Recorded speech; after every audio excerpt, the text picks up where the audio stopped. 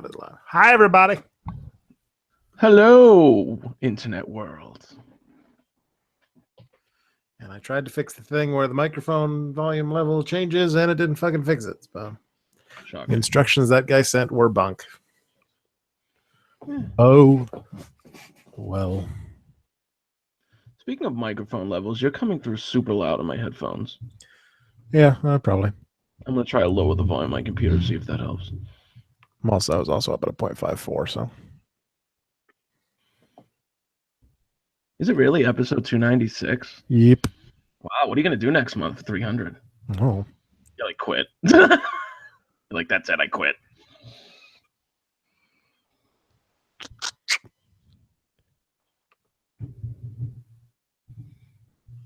All right. Oh, before we go live, or before we start recording, do you happen to listen to the Raw Attitude podcast? Not yet. It's a very interesting time because the Ultimate Warrior just showed up on Nitro and spent 20 minutes talking gibberish. All right. They must have paid him so much money.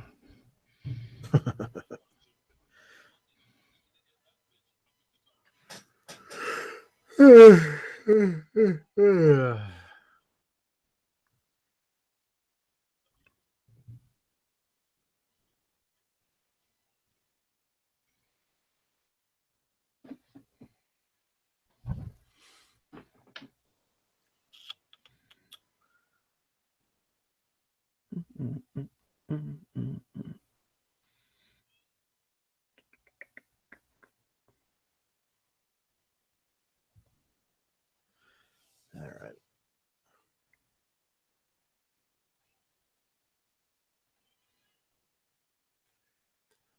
There's nothing there to help me out. Okay.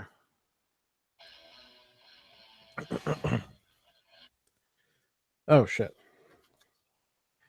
I didn't do the thing. I gotta do the thing. What thing? Let's see here.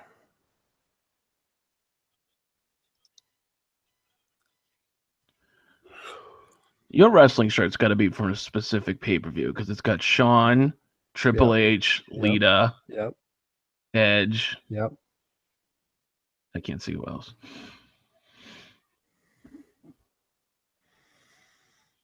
Give you a hint, it was in Boston. That's why I got the damn t-shirt. Oh, fuck.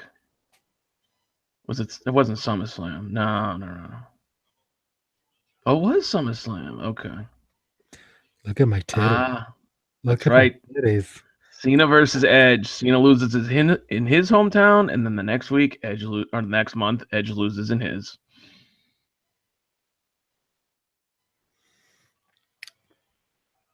They just love embarrassing people in front of their hometown.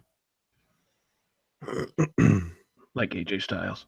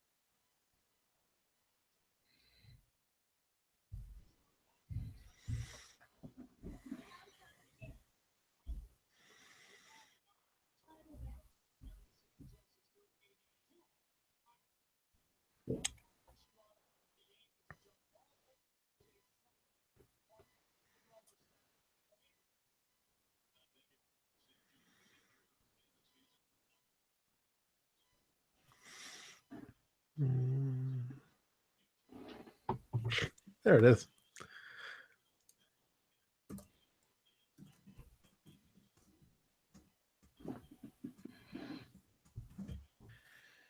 All right. All right. Ready to go then? Yes. Just let me know when to record. Okay. Do you want to watch the chat room? Do you want to do that? No. Okay. You got to open up the show on YouTube. Why is Jason on Skype?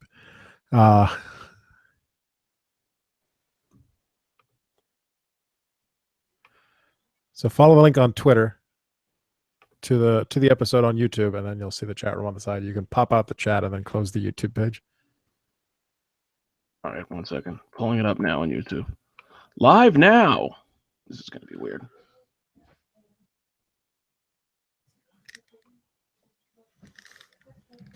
Unless it says live now. Ooh, pop out chat. There you go. There you go.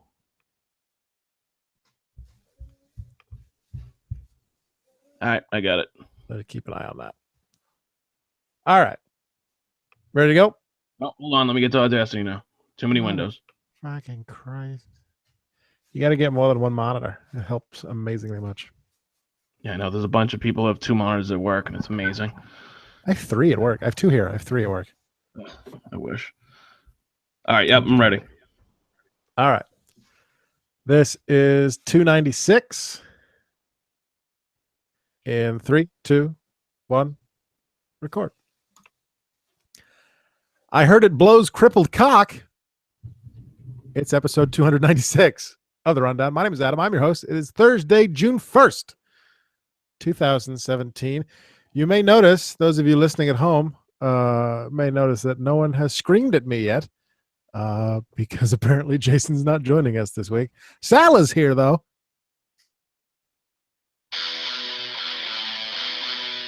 I can barely hear that.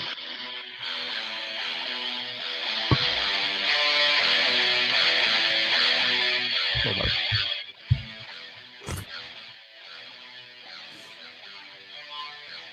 Survive if I let you. Taz is here.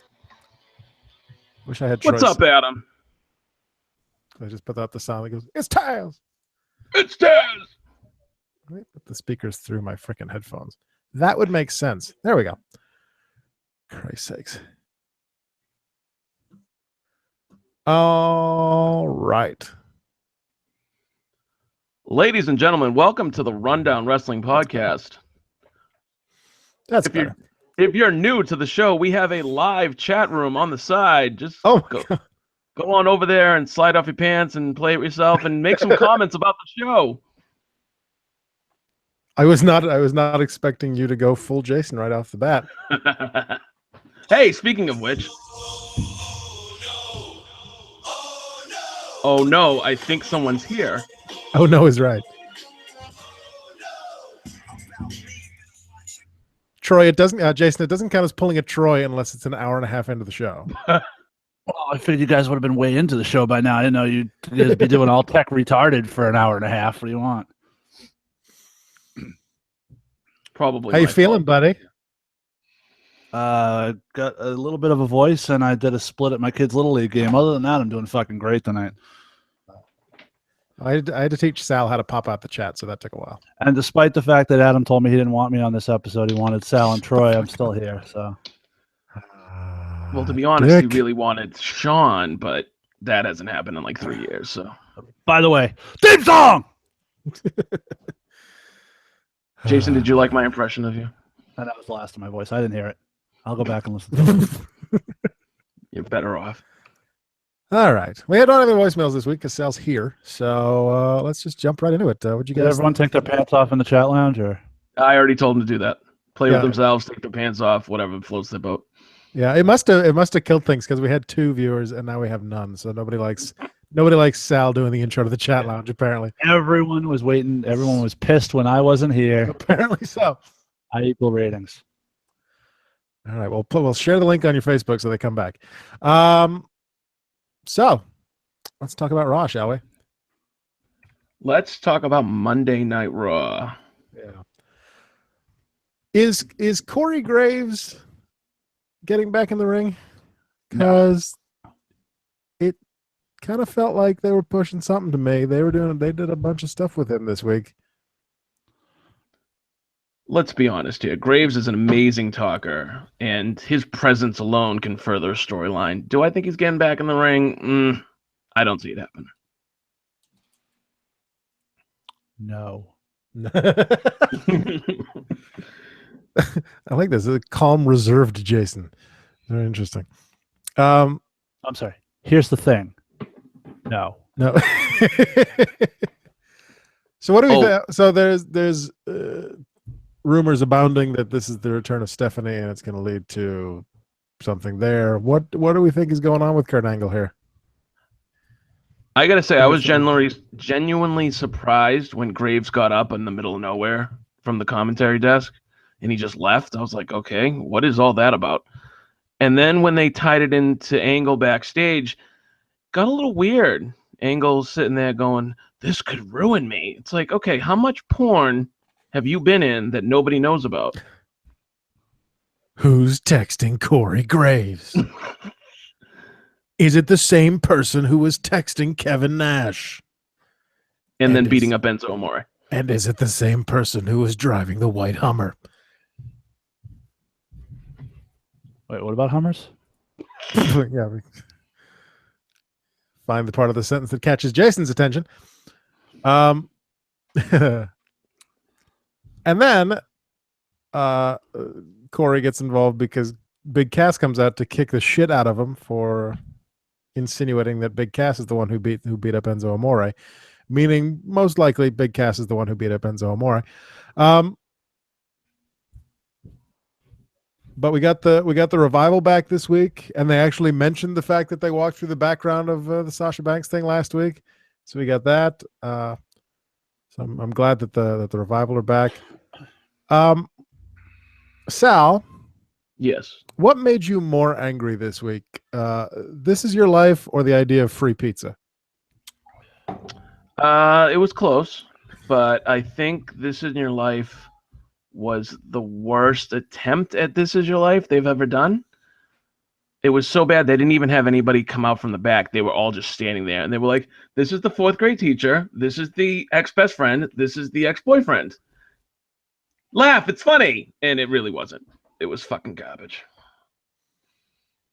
And no fault of Alexa Bliss. I thought Alexa did what she could, but the actors in it were horrible. And if it was leading to one single kendo stick shot from Bliss to Bailey, you could have did that 6 different other ways. That didn't take up 18 minutes of time.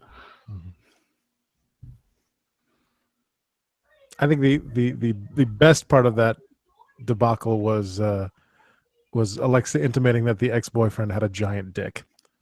But Jason, what'd you think? No. So glad you came on. So glad that you're here. I don't know if you guys picked this up. Alexa, obviously a very vivid listener of the show, because she said, "Here's the thing" in her promo. Yes. And I think AJ Styles also said the same thing on SmackDown. But Adam, what did you think of Dean Ambrose in the beginning of Raw coming out on Miss TV with the Hardys in tow? I'm sorry. Jason's killing me tonight. I'm laughing. I'm fine. I'm enjoying this. Miss TV. They did the same thing on SmackDown too. The opening segment was a talk show. It was a means to an end to set up a tag team match. I didn't mind it. I thought the match was all right. The Hardys and Dean versus Cesaro and Miz. But I don't know. I feel like they're overusing that gimmick now, the talk show thing, to set up these featured matches that are the same night as the talk show. Matt Riley's joined us on the side, and Matt, yes. Alrighty. Matt said, "Did I miss the towel over your head with the Taz theme?" No towel, but there was No towel, but there was a the Taz theme. If you could hear it, you'll have to see if you can hear it on the download it. This is a train wreck already. This is almost This Is Your Life. Oh, stop it! This is not. Yes. No, save your voice. Don't use it for. Don't waste it on useless words like yes. We need it for Elks on Fire. I don't think that's happening tonight. At this point, the Hardys are desperately running out of leeway to actually do something and not just be a nostalgia act. Yes.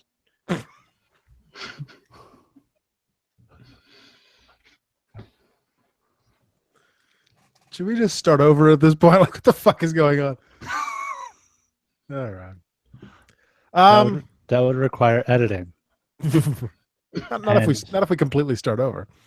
And no. No.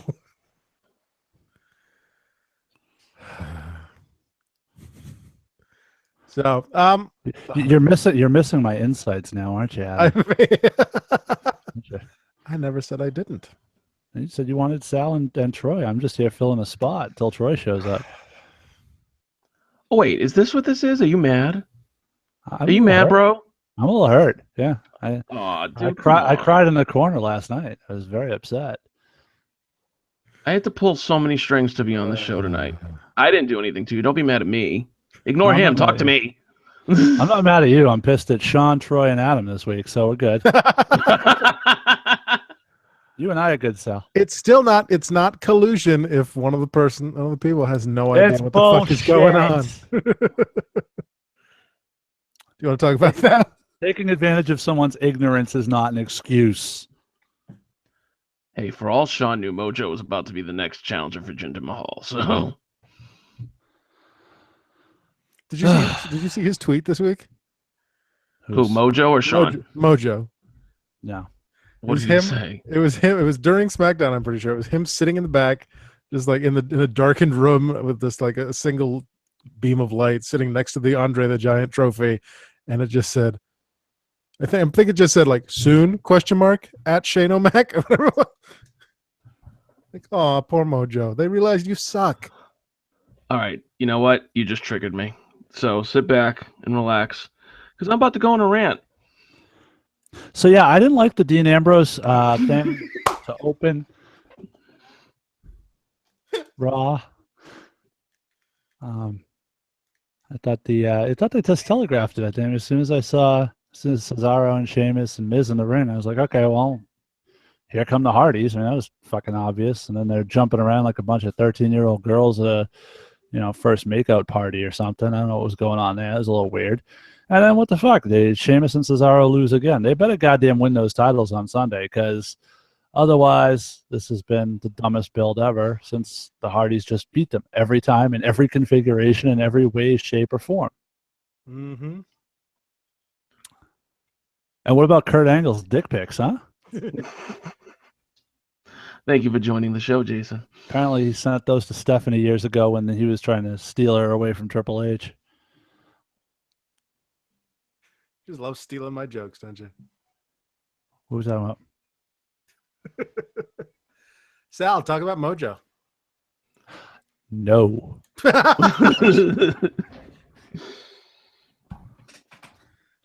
Mojo.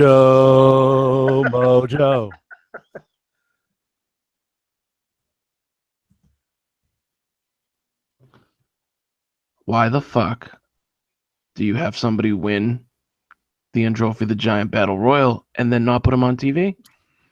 I don't think he's even had a fucking match other than the Gronkowski match. And I don't need Mojo on TV, but at the same point in time, then give it to someone else. He was just giving Jinder the rub. Yeah, then have Jinder win the Battle Royal then. Because Mojo has been the opposite of elevated since he won the title. Since he won the Battle Royal. Jinder is not friends with Gronk. So you're telling me the whole reason was just to have Gronk on TV? Uh-huh. 'Cause Vince. Then why do the Battle Royal at all then? WWE and WrestleMania got a mention on SportsCenter. That was the win. That was the rub. They could have had a mention on SportsCenter if they actually had Shaquille O'Neal fight the Big Show. Well, if Shaq hadn't pussied out. Really, you would have preferred that? If your biggest concern about WrestleMania was that Shaq didn't fucking wrestle, You should pull a Smathers, and by that I don't mean go to Milwaukee and look for underage girls. I mean Whoa. cancel your WWE subscription. Poor Smathers. There we go. 14 minutes in. Hey, according to I'm the trying host this, thread, I'm trying this Troy thing. I show up late, and then I'm just a dick to everybody. So far, it seems to be working out for me. I haven't gone on an epic heel rant though yet. That's true. That's true. dude, you don't have the voice for that. Don't do that tonight. My throat's taking a pounding this week. We're not doing phrasing anymore. Yeah, you I'm gotta. done you gotta wasting show- time talking about You got to Mojo. show up late. You got to show up late. You got to do a 20-minute rant before we can even introduce you, and then you've gone full Troy. But Jason is right about the Hardys in Shimaro Yeah. because you turned them heel last month. They have to win these titles, or it was just pointless, and they'll probably be off TV with American Alpha. No, I think the Hardys. If I have to pick, I think the Hardys are going to win because I think there is money in Hardys versus Revival, and I think that's probably where you end up going with the Carolina connections and all that stuff. It makes sense. But yeah, they haven't. done- Audacity's still a piece of shit this week, by the way. Yep, I did the thing too, Yeah. and it's still doing it. Which reminds Yeah. me, hey, look, I got to turn it back up. Thank you to Nathan Comey for trying to help. He emailed me out of the blue after last week's episode and said, "What do you need help with?" And I said, "Hey, here's what we need help with." And he sent instructions, but they didn't work. But I do appreciate the offer of assistance. So thank you, Nathan. Somebody out there's listening. Yes. Somebody cares. You guys. Somewhere out there. Don't sing that. You'll That's get another Disney. email from YouTube. That's Disney, isn't it? We'll get fucked. Hey, if Troy can show porn, I can sing Disney. Speaking of which, if I'm going full Troy, I should pull up some porn. Hold on. Yeah. While he does that, and while we were just talking about singing, Elias Sampson. Do you guys have any particular type of porn you prefer? Just like ball and gag, interracial, FFM, Girl on girl is fine. sausage party. I mean, I can What look is- up anything. What is happening this week? Why do I feel like this is going to be a lost episode? No, Um, no. Don't say that. Elias Sampson is what Sal was talking about. So that's a no on the porn. No. We'll save that for the after show.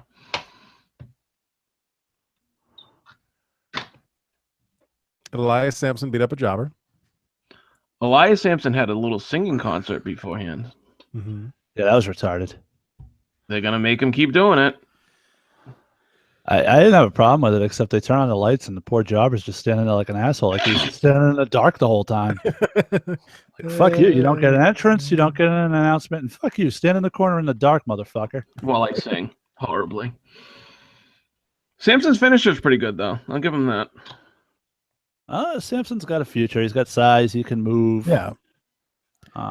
He's got a shit gimmick. He's gonna have to overcome, but that's happens to everyone, or most people. Yeah, no, I'm a big fan of Sampson. I've enjoyed the Drifter since he appeared in NXT. So Unlike the heel commentator, who is not a big fan of a lot of Samson. That's okay, because Big Cass isn't a big fan of him these days. So, No, they shook hands. They're good. what is going on with that? I With told the you last whole week, Cass is going to be the one that attacked Enzo. I called this last week. Do you guys even listen to me? didn't Graves say last week that he would like to shake the hand of the person who beat up Enzo Amore? oh, dun dun dun. And now that the word is out that Tommaso is going to be out for a while, they don't have to worry Yeah. about the juxtaposition of the two breakup angles. So, There you go. oh my Audacity just went down to 47. Jesus Christ, this thing sucks. I had to find a new recording software. You missed it. The king of the Quest End was on here previous to us going live. Could have asked him about that. What, Andy showed up for 30 seconds and then left? Yeah, he was like, "Oh, hi. There's a link. I just wanted to say hi. Have a good show. Bye." It was about 2 minutes. That's very Andy of him. Speaking of Tommaso Ciampa, since we don't have to listen to voicemails, we can talk about whatever order we want to. What do you think of his promo on NXT? By the way, if you feel like shoving some poetry up your ass, get a tiny URL / Distant Horizons. That's the one. So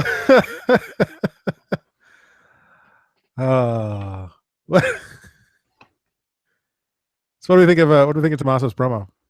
I enjoyed it. I thought it was great. I enjoyed the fact that he, invited Gargano out, and I was like, of course he's not here. I beat the shit out of him. There were parts of it I liked. There were parts of it I didn't like. Primarily, my biggest issue with it was he spent the whole time worrying about how people were planning to replace him. I don't remember anyone ever saying that. Yeah. I think the better angle would have been to actually replace him at Brooklyn. And oh, by the way, if he didn't go out and work that match in Brooklyn on an already injured leg, he may not have tore his ACL. You'd have a better storyline, and you'd still have Tommaso Ciampa. And that's all my voice will allow me to say for now. Hashtag asshole poetry. Hindsight being what it is, I enjoyed the turn Ciampa made at TakeOver, not knowing that he tore his ACL. And I appreciated the effort that they put forth with him trying to keep his heat on NXT. But the reason is really out there in left field. Johnny Gargano was just going to replace me too, so I took him out. I mean, that's pretty trite. And think of this. Tommaso Ciampa jumped up on a table, picked up another 210, 215 pound man, held him on his back, jumped off said table, through another table, all on a torn ACL. It kind of makes most of your favorite football players look like pussies. Absolutely. Now it's actually kind of lucky that this happened in NXT because get lucky. Ciampa's gonna have months off at this point. Yeah, it sucks though because they're gonna miss the SummerSlam takeover, and that was probably the thing I was already looking most forward to at that takeover. Yeah, that was probably going to be the money match, was him versus Gargano at SummerSlam or right. Brooklyn. And what do you do with Gargano now? You keep him off TV for the next 9 months? That seems like a waste. Yeah. I don't think so. I think you bring him back and have him be a single star, and then when Tommaso's ready, you have Tommaso attack him. Give him a couple of short-term things. But what I was saying is I think it's actually lucky that this happened in NXT and not up on the main roster, because it's in 6 to 9 months when Ciampa comes back. NXT is still going to know who he is, and he's still going to get the reaction that they need him to get to finish out this story with Gargano. And I think that up on the main roster, if after that length of time, coming back would not get the reaction they were looking for. Have you seen Finn Balor? True, but Hideo Itami, NXT remembered him after like 18 months. Hideo Itami never accomplished anything in NXT before he got hurt. Right. So to Adam's point, he beat the Ascension. Yes, and Full Sail will be red hot for Tommaso Ciampa to come back. Problem is, he's going to make them hate him. Right. So why are you comparing Tommaso to Finn? Is a far more apt comparison because they've both got a history with the fans and they've accomplished something on that brand. I don't get what the Tommaso for Hideo comparison is. I just meant for the length of time they were out. Or I don't think Finn was out that long. Or to Jason's point last week, they can call Gargano up during this period and then have Tommaso come back on the main roster, attack him on the main roster, and you get your tag team breakup on the main roster, which is what Jason wanted last week. So yeah, except 97% of your audience won't fucking know why these two assholes are fighting. Right. So no. But you could have said the same thing about Sami Zayn and Kevin Owens, and people they made you know why they were fighting. Not true though, because they had a run in at the Royal Rumble, so they built something on their product that told you why they did that. True, but then they used NXT footage to show the history. Right, but the audience already, at that point, Kevin Owens was already established with the main audience. True. Yeah, I mean, they're definitely kind of stuck between a rock and a hard place here as to how they want to do this when it comes back. But It's a shame because it was one of the best, like you said last week, one of the best executed heel turns I've seen in a long time. sure. Yeah, it was executed beautifully. I just feel like it was kind of wasted. Your wife looks very manly tonight, Adam.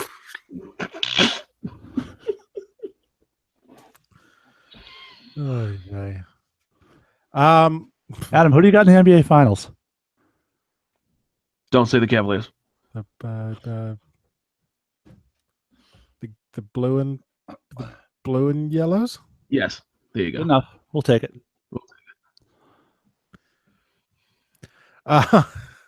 So, we finally got the new debut on SmackDown this week. Immediately in the tag title picture. That was clever in your head, huh?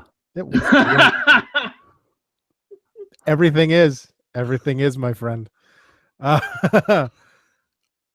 Immediately in the title picture. I'm liking this playing the asshole role. I'm a natural heel. How is it different from normal?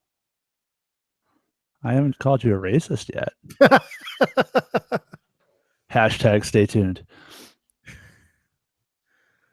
And so at Money in the Bank, we get the Usos versus the New Day for the tag team titles. Do the New Day win the titles the first time out, do we think?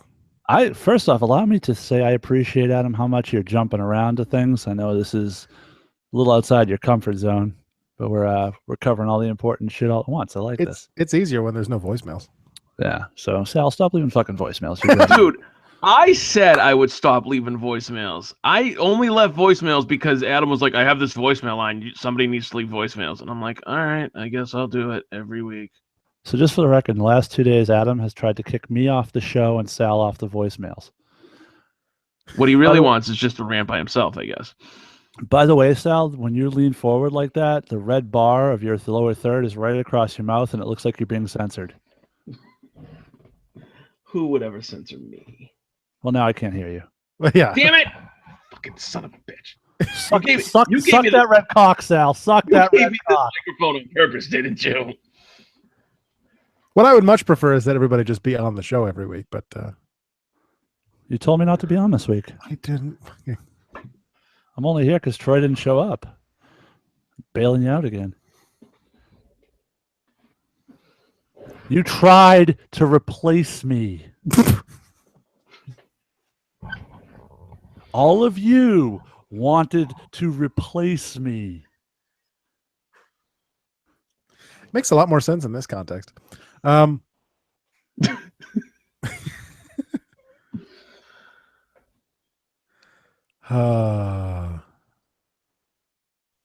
they announced the women's Money in the Bank, which I'm looking forward to. I would have looked forward to it last year when they should have done it. Well, do we get a With the entire women's roster. Yes. It's a missed opportunity to do it now because fuck Natalia, fucking Tamina. Do we get a sixth participant? I would say you would have to, or else, I mean, then it's just going to obviously be Charlotte. So Lana petitioned on I don't think it's going to be Charlotte. Lana petitioned on Twitter to get into the match, but Lana hasn't even debuted on the show, so that would be stupid. By the way, if you want, we'll get the prediction early for Money in the Bank. I think it's going to be Carmella. I know they are high on her backstage. Well, and Ellsworth carrying around the I was gonna say, briefcase for her makes a ton of sense. Because they have it be Ellsworth. And you can grab it. What's weird about that match is that Becky's the only first generation wrestler in that match. Who's Carmella? All the other women. Carmella had a father who was enhancement talent. Yeah. I said enhancement talent. I was trying to be nice. Yeah, he used to work down in Worcester when they were in Worcester. No shit. Yeah. I did not know that. Yep. I'm learning. The more you know. NXT Revisited every Wednesday. Such a good episode. On the Rundown Wrestling Podcast. Is Summer Rae ever coming back? See how he plugs Troy's show and not mine? Dude, you don't have a show. I don't. I don't do a show on the Rundown feed? Wow, Sal. Wow. Wow. Fuck you too then. Really? What's the name of your show? You ever hear the rundown sit down? That's the rundown. That's the sit down. The rundown sit down. I've listened to Different every show. episode of the rundown sit down. I enjoyed it immensely. I didn't know it was your show. Well, it That's wasn't fine. until Adam decided he couldn't do interviews. Did you hear the first one? I heard the first one. It's You in owe much that. better. It's in You much owe better that man hands a now. lot because he saves your ass a It's lot. in much better hands now. First rundown sit down. So you're in the wrestling business. That's awesome. Jason, help.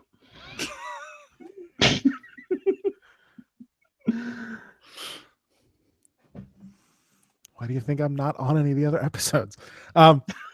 See, you kicked him off his own show. I didn't kick him off. I've invited him for everyone. He just doesn't want to go. This Probably week, probably to avoid these conversations. we had a mini-sode this week. We sat down with Avery again, and by we, I mean And by- yeah, okay. He meant the royal we. the rundown we, because he made his in-ring debut, and then he went on the other show, that other show that steals our shit, and I know to talk with them too. So Yeah, Monday was Avery Day in New England podcasts. I could not be more pissed off about that chaotic show, by the way. Why? Because Matt Riley, if he's still on the side, texted me that day and said, dude, come to the chaotic show with me. I will buy your fucking ticket. And I'm like, I can't. I'll get out of work till late, blah, blah, blah, blah, blah. And I didn't go, and it looks like I missed a fucking awesome show.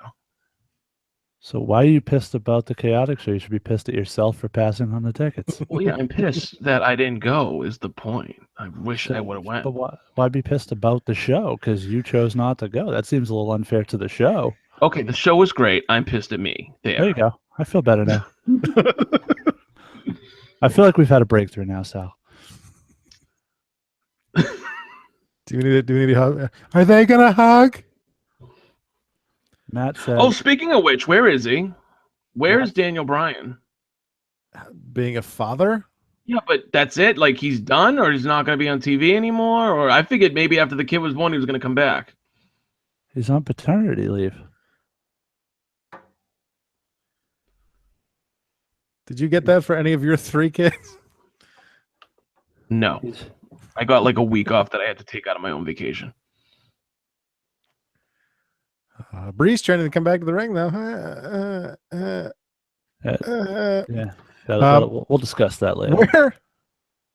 Going back to women's Money in the Bank. Sal, Where- fucking focus. Get out of the chat room. I'm Big- focused. Women's Money in the Bank. Where is Summer Rae ever coming back? No. I mean, she played a silhouette on SmackDown this week, but Right here? No. I am glad the Fashion Files is still around though, given that the Well- Usos thing is over. Why Yeah, isn't Summer Rae coming back? I mean, that's bullshit. They could use the fucking talent, and I know it's Summer Rae, but still. Because if you follow her on Instagram, she's partying at bikini parties with what's her name there, Emma. So she's got that going on. I think she got the Maxim Top 100 this year. So she's Eva Marieing it up. So you would think the WWE would want to capitalize on that. What was the last thing the WWE capitalized on? James Ellsworth. Ugh. There we go. That's that we've gone full Troy. Perfect. There you go. See? I know Money in the Bank's not this week, but you really thinking that Carmella's going to win that Money in the Bank briefcase? Yes, I absolutely think that. I don't know. They've already set up Carmella and Naomi by having Carmella pin her twice. Ellsworth, as her mouthpiece, carrying around the briefcase for her everywhere she goes, makes a ton of sense. She can cut a promo, which is, I think, something you need to have from the Money in the Bank person.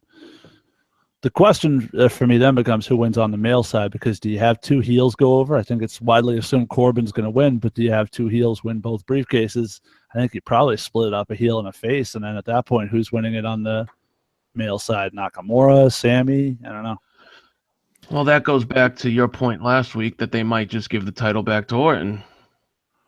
No, they're not giving the title. The fucking show's in his hometown, Sal. Have you learned nothing? I know. But like you we said, if just Baron talked about this Corbin before the show started. Baron Corbin winning Hold Money in the on. Bank. Let me break this fucking thing down for you, Sal.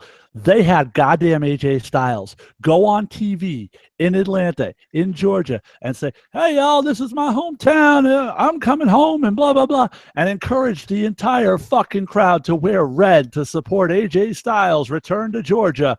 And they jobbed him the fuck out in front of those people who fucking, they petitioned, please come and support him and wear red, and watch him fucking lose. Clean as a fucking whistle. He didn't even hit his fucking nuts on the ropes when Ziggler jumped into the ropes from the phenomenal forearm. And I hate them for that. I really fucking do. But that's the thing, is they love to shit on people like AJ Styles while they coddle people like Randy Orton. And I don't want Randy Orton to win that fucking belt. I never did in the first place, let's be honest here. But if they are set on Baron Corbin winning that Money in the Bank, then I don't know. How do you have Corbin and Jinder? If you think they're shitting on AJ Styles, and we have very different definitions of shitting on people. First off. Second off, who the fuck says that Corbin has to cash in right away? He could wait till Jinder loses that fucking thing. I like my idea that I posted in the host thread where Corbin Shocker. wins. I like my idea, you guys. What happens if I win and then I just keep it around? Remember that dumb fucking thing I wrote? Yeah, that was fucking stupid. I suck, you guys. Like, seriously. I'm just trying to see how far I can drive this bitch off the rails at this point. Well, we've been on it for 35 minutes, so we'll see. What I posted in the host is Baron Corbin wins the Money in the Bank briefcase, carries it around for a while, for an absurdly a long amount of time, like until the point where people are going, is he going to cash it in before he loses it? Is he going to be the first guy to not cash in the Money in the Bank? By the way, if they ever end up doing that person is the dumbest motherfucker ever. But anyways, and then Corbin finds a referee, and we get like a 24/7 WB title defense where he cashes in the briefcase, like in catering or some shit, and beats the shit out of the champ and pins him on backstage. I would enjoy the shit out of that, but that's not how Money in the Bank works. It's whenever they want, man. But typically, it's always been in a ring. Typically. You could sell it. But if that's the case, I'd rather Kevin Owens win it then. I'd buy that for $1. Kevin Owens with the briefcase is money. I can just picture those segments already. Yeah, I just don't think they'll do it while they're in the middle of this Face of America thing.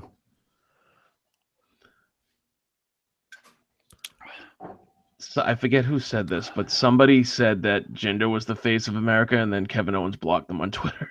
Yeah, it was CFO $. That's right. That's right. Posted an article that said something to the extent of Jinder Mahal, the new face of America. And Kevin Owens went on Twitter with screenshots of the article and then screenshots of the "you have blocked" CFO $. And then a screenshot of CFO $, has been blocked. Because Kevin Owens is awesome at Twitter. Completely. Utterly. Amazing at Twitter. Now, Jason, you had mentioned that you don't think AJ Styles is being jobbed out, but I didn't say that. I said I don't think he's been shit on. Okay, you tell me what losing in your hometown to Dolph Ziggler is. Loss. He was on the main event of a national television show. What I don't understand is they keep showing. You know who's getting shit on? You want to know who's getting shit on? American Alpha's getting shit on. I was gonna say Mojo Rawley, but you know. Yeah. American Alpha is a top notch, as JR would say on NXT Revisited, a blue chip prospect. Top prospect. They could be the future of the tag team division, and they can't even get on the fucking show because it's one of those deals where I'm sure Vince just doesn't get the appeal. He doesn't get the appeal, and as long as he doesn't, they'll be kept off TV. It's the same thing exactly what happened to Tyler Breeze. Yep. And that's, there's been for years people have said. For the record, that is getting shit on. I agree. Being in a I feature hate what match, they've done with America Alpha from beginning. being in a featured match at WrestleMania, being in the main event of the Money in the Bank pay-per-view, being in the main event of SmackDown 2 weeks in a row, that's not getting shit on. No, but they're trying to push Dolph as a serious contender, and I'm just not buying it. You can't show me B-roll So from what does that 6 have to years do with ago. AJ Styles? Because you can't show me B-roll from 6 years ago, Dolph cashing in, and then having him pin AJ Styles. It's just no. Wait. Dolph won Money in the Bank before? Yeah, right. You would never know that, except for that they're shoving it down your fucking throat. It's like they're putting a sign, like a flashing neon sign around his neck that says, "Not winning this year." Remember when we all said that about Sheamus? That is true. But in their defense, they wanted to set up Reigns versus Bray in that feud. That's why Bray just showed up in the middle of the match. Because we all thought Roman was winning. I didn't. Who did you think was winning? Anyone but Sheamus. Sheamus. Fucking called it. He was the only one. I don't think Nakamura's winning. I don't see that happening. Well, I can tell you Nakamura and Jinder are booked on house shows following Money in the Bank for whatever that's worth. All right. So we have KO. Sammy's not winning, although that would be interesting. Sammy wins and cashes in that night. But then you just wasted Money in the Bank again. Yeah, I don't think they're going to do another cash in same night thing because, like I said, they did that last year with Dean Ambrose, and you had a whole right. But unlike last year, you're going to have two briefcases. You're going to have one done early and one done that they drag out. That's typically the formula when they have two of them. True. Do we think the women's briefcase is also blue, or they get like probably pink? You get like a purple one. No, that would be the cruiserweight one. Hey, you know what? You have all that talent on the cruiserweight roster. You might as well make them in a Money in the Bank. Or if it was a cruiserweight one, what they would do is take the real one and then just wrap it in purple tape.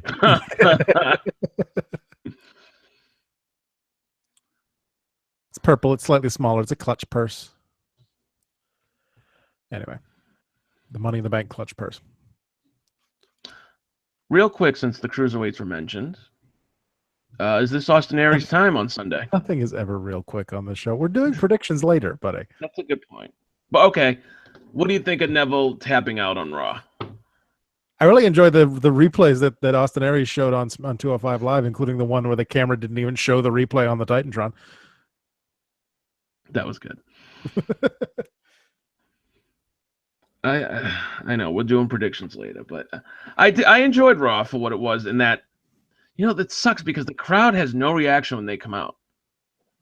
They've literally ruined them, where people are just getting up and going to the bathroom during the during the cruiserweight matches. Took 41 minutes for Sal to say they ruined someone. Am I wrong? If you want to ruin your asshole with some poetry, go to tinyurl/distant horizons. Boom shakalaka. What do you think was the match of the night on Raw? Oh, I actually watched 205 Live this week too. so did I. I never watch it though. Not since like the first month. Sal's asking me to remember the matches on Raw. My favorite match on Raw, that was easy. It was Roman and Seth. They had fucking tore the house down. That was a great match. Oh, yeah. Yes, they did. Yep. And I gotta give them credit, because But they gave it away for free. Well, yeah, but they're doing this. And that, by the way, is why Seth Rollins is winning Money in the fucking Bank. The Fatal 5-Way elimination. Sorry. I don't think Seth's winning. I don't think they know what the fuck to do with Seth. I think that's why they said he took the pin clean. That segment a couple weeks ago with Finn Balor and Paul Heyman, you don't think that sets up Finn to win to win the Fatal 5-Way? I think it sets him up for a match down the road. I don't think it's necessarily a Great Balls of Fire. Because that's a thing. Goodness gracious. So if my prediction holds true, it will be a very good week to own Seth Rollins in our fantasy league. Well, Good that would be for great Chris for the Shaw. guy who hasn't won yet in the league. So parody, Jason, parody. Nobody wants Cavs Warriors all the time. By the way, Sal, would you be interested in a Roman Reigns for Goldust trade? I'll even throw in Joe to sweeten the deal.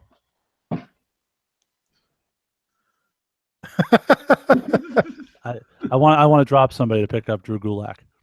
Oh.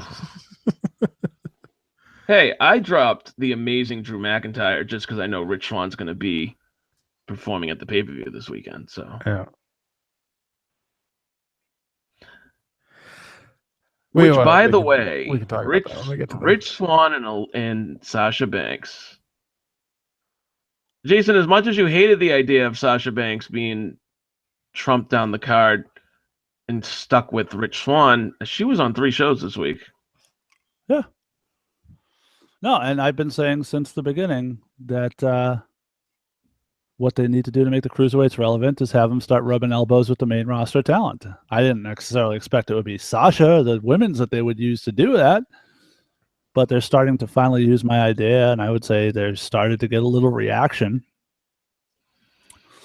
And people will sit here and say it's a demotion and Sasha, blah, blah, blah. Outside of the women's championship match, what other woman is on the pay-per-view this weekend? You think Nia Jax would love to be demoted to that pay-per-view bonus? I was going to say, just ask Nia Jax.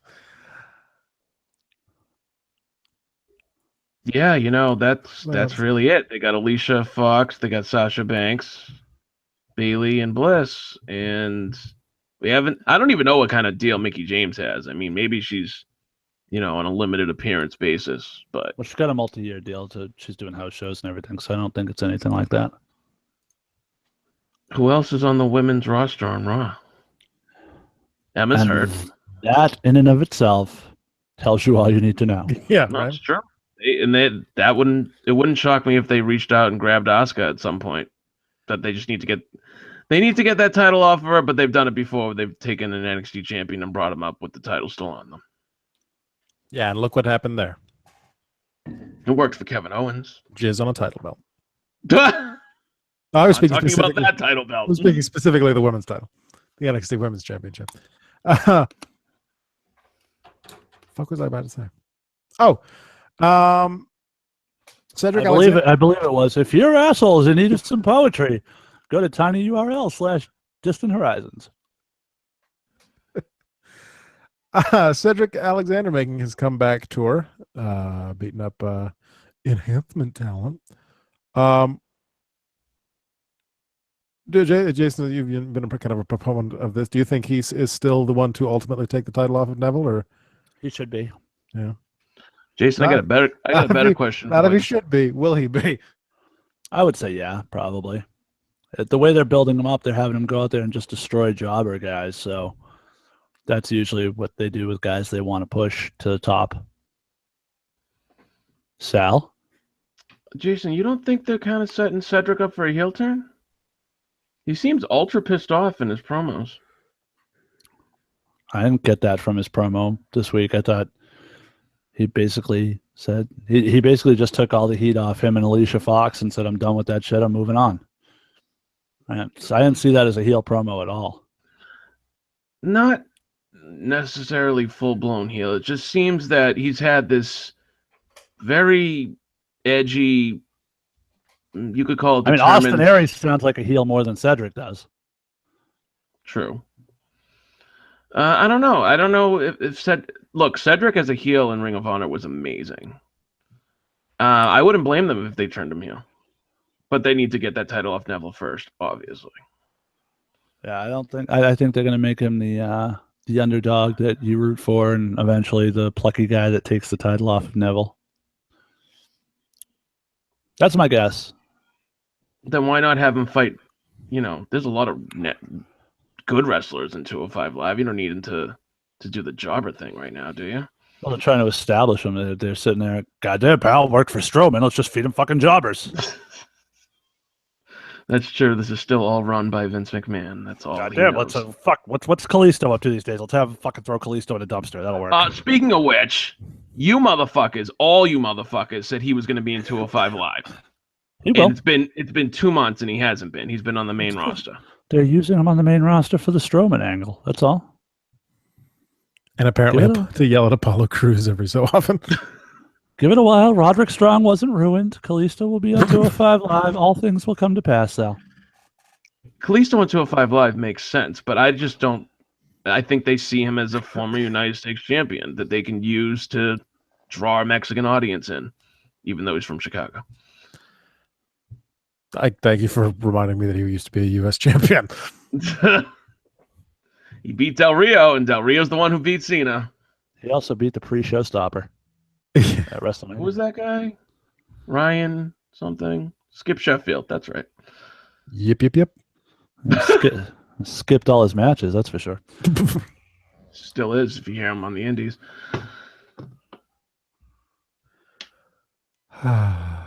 Is the Titus brand going to get more people, or is it just going to be him and Apollo Crews? I don't know, but Titus needs to stick to being a mouthpiece. Why, you didn't enjoy his match? Not good in the ring. But he won. He beat Kalisto. He beat a former United States champion.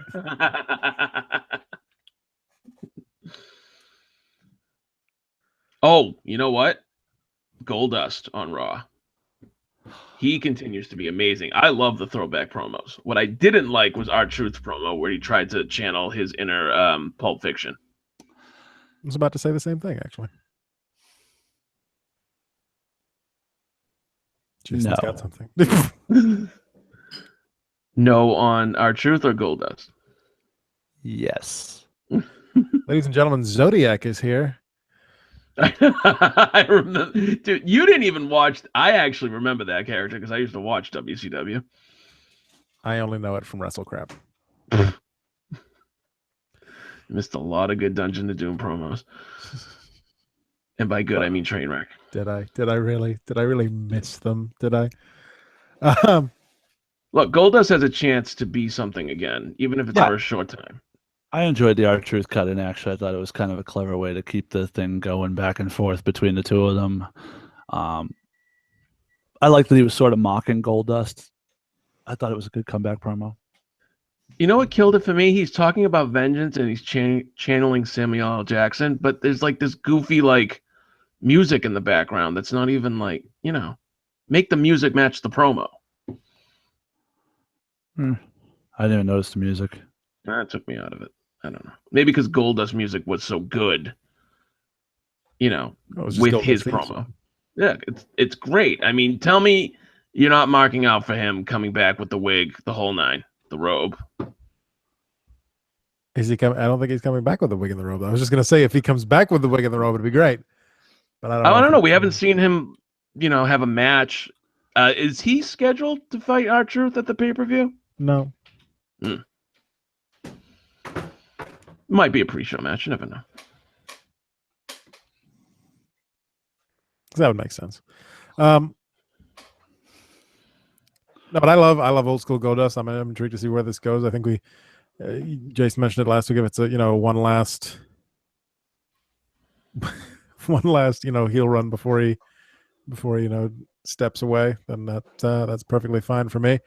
I do miss the wig and the robe because originally he had those in the promos. If he's not in the promos this time, I don't know if he's gonna have them in the ring, but I'm for it. And Troy and Matt on the side arguing about why Sasha's in there. Like I said, I think she's just part of an angle. There, she's the only other female on the pay-per-view card. So they're actually in a weird way putting her over because they're trying to use her to elevate the male talents on 205 Live. So it's sort of a compliment to her that she is of a high enough status that she can be used to give some of these male talents, pardon the expression, but the rub. But fuck Alicia Fox. True, but I heard a long time ago, and I believe this to be true, and Jason, you could probably attest to this, that the more TV time you get, that's your push. If you're on TV for 4 or 5 segments, you're getting a push. So James Ellsworth is getting a push. Duh. Duh.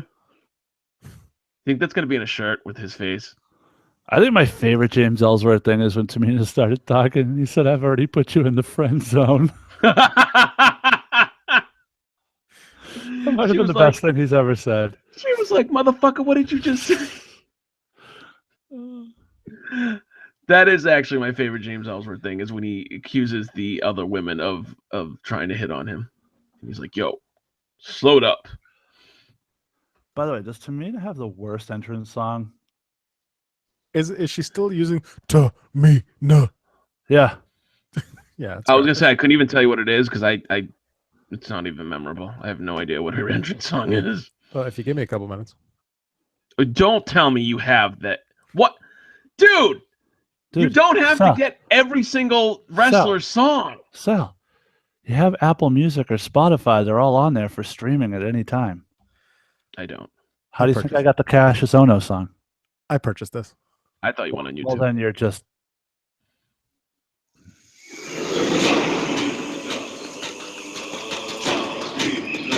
That's not racist, right?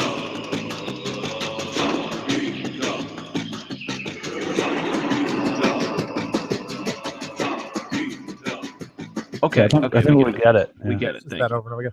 So that's what you listen to when you go to the gym. Anybody You want to throw guess? that on your headphones when you go to the gym, don't you? Anybody want to guess the title of that track? Tamina. No. It's called Tropical Storm. Look, I'm a consumer whore. All right, I buy the WWE themes on iTunes. Wait, so do you have Aleister Black's theme song? Not yet. Someday. Hmm. It's on the wish list. I just need more iTunes gift cards. If you want to But send you those to have me, it's all the rundownwrestling older at theme gmail.com. songs, so you must have Rico's theme song. Did they ever release Rico's theme song? I think it If was they the did, Billy you and must Chuck have I it. theme, don't think wasn't it? they did. I mean, I've got Billy and Chuck's. Oh God, for the love of Christ! I bought all the CDs, all of them. So even the Amazon exclusive Volume 10, I bought them all. Did you buy the Rape CD? Forcible Entry, of course I did. Dude, I got the motherfucking Forcible Entry that still has the WWF logo on it. All right. Ooh. Sell that shit as a collector's item. Is it signed by D'Lo Brown? I got it at the Best Buy at the Best Buy in the Landmark Center near fucking Wheelock, because that's where I was when it came out. Actually, I was in a manual, but day one, motherfucker. Anyway, Yeah, day one-ish. my day one will be H. How great is Breezango? Fantastic. They I thought after their tag team title matches, they were kind of going to fade away. I'm glad they're still being used, even if it's against the clones. Good. He thinks I'm still in disguise. Can I just say that if they win this match at Money in the Bank, I really hope that Kofi, Xavier, and Big E come out wearing shirts that say New Day One-ish.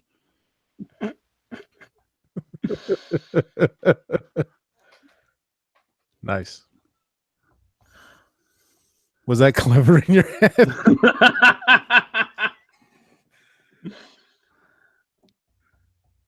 What about a Breezango New Day feud? They're both faces. So, they've done that before. When When? was the last time? Vince hates face on face. First off, Vince hates tag team wrestling. Yeah, actually, we aren't shit Seth and Roman faces? They just fought each other on Raw. we shit on their use of the tag teams, but even if you listen to the Pritchard podcast, he talks all the time about how Vince just hates tag teams. He's not a fan of tag team wrestling. Oh, it's true. Triple H is a fan of tag team wrestling, not Vince. Which is why you well, we know Paige is. But Ew. you and yes, that sounded clever in my head. Fuck off. Oh no, I give you credit for that one. Page jokes are always clever. Yes.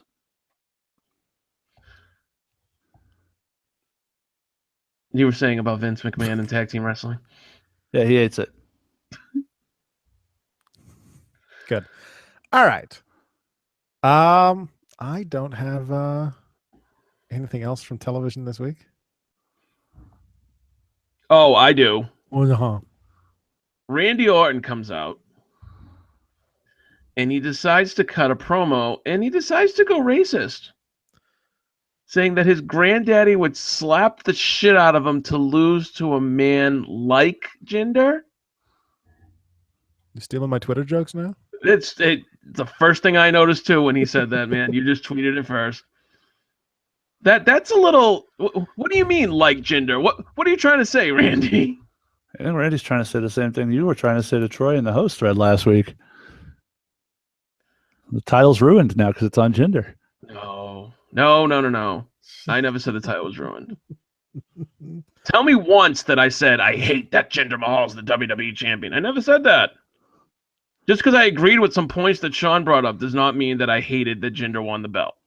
First off, and no disrespect to Sean, but when you're agreeing with the guy who doesn't watch the fucking product over the guys who do, that's a losing proposition in general. However, Sean represents the casual fan. No. Sean represents the I don't fucking watch the show crowd. That's different than the casual fan. The casual fan watches the pay-per-view. The casual fan, follows an episode here or there of stuff. Maybe doesn't follow NXT. Maybe only watches Raw, doesn't watch SmackDown. That's the casual fan.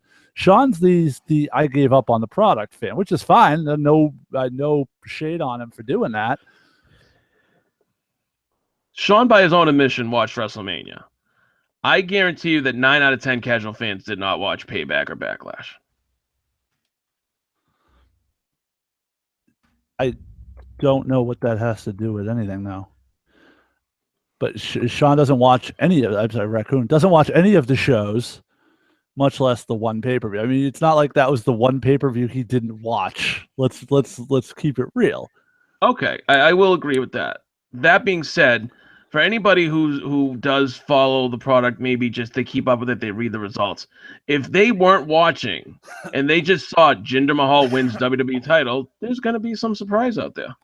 Sure, but those people haven't watched that they've made an attempt to make him a thing over the past few weeks, including a victory over AJ Styles. That's why it was a little strange to both Troy and myself that you were one of the people who watches the product, were one of the people sitting here not getting that. Because to your point, it was very quick, a lot quicker than what we've been used to. Now, when they finally did pull the trigger, I thought they did do a good job in that time period. And they're continuing to do a good job with Jinder. I liked his promo this week on SmackDown. It's not that crazy. Kevin Owens in his second match won the NXT title. American Alpha won the title. American Alpha won the tag team titles like less than a month into their WWE run. It's not. There's always been something about the WWE Championship. I know you've compared this win by Jinder to Christian, but we've all known for a long time the World Heavyweight Championship was never regarded in the same way the WWE title was. There's only been 50 WWE champions. And if you told me a year ago Jinder Mahal would be one of them, I would have been like, huh? There was been fewer WWE World Heavyweight champions. True.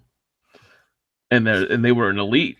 Not if you ask them, because they're still trying to link that to the WCW title and the NWA title. But the surprise is what they were going for. The surprise is what they wanted, because they were trying to draw in those people like, Jinder Mahal is fucking champion? What the gonna click in and see what the fuck's going on there.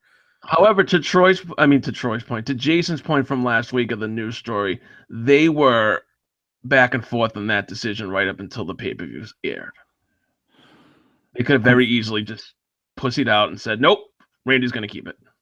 And for the record, Jinder has a t-shirt now, but it's not available on WWE Shop India. What? How does that make any sense? I have no idea. The modern day Maharaja. Is that what the t-shirt says? Yep. Yeah, this whole thing with India is crazy. I mean, TNA's known, at least since the beginning of the year, they were going to do a tour at this point in India. Oh, shit. Uh-oh. I dropped my blue balls. And to your point, I did go back and listen to the call from the Indian announce team when Jinder won the title. It was It was epic. They went crazy for it, and I'm sure 90% of India did too. And that's what they were going for. Mission fucking accomplished. Mhm. Did the poetry also fall out of your asshole? No, but if you're looking for some poetry to put in your asshole, check out tinyurl/distant horizons. tinyurl.com/distant horizons. I got it right the first 12 times. Leave me alone. Audibletrial.com. One thing I did bring up on in that discussion about Jinder being champ was the Singh brothers. Audibletrial.com/talkisjericho. So the Singh brothers, I mean, yeah, they're heaters, but it is in the same vein as J&J Security, where they're actually smaller than the guy they're supposed to be protecting. How long is Randy Orton destroyed them at the pay-per-view? Like, they should be dead. Randy literally. should enlist the help of American Alpha. He should, Take but they on the won't Singh because brothers. one of them's dark, and we all know how Randy's grandfather feels about that.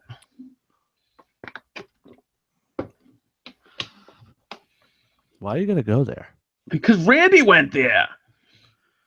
That was your interpretation. Mine and the host of this show. Well, we already know Adam's a racist. I'm disappointed in you, Sal. Look at me. I Look at expect me. more Okay? from you. When you look at me on Is that a call YouTube, forward? when you look at me, Can you lean in a little bit? Did I get a better look? No, lean in closer. no. I drew a perfect cock on my screen. Just lean in a little closer. Nope. And open your mouth wide. Fine.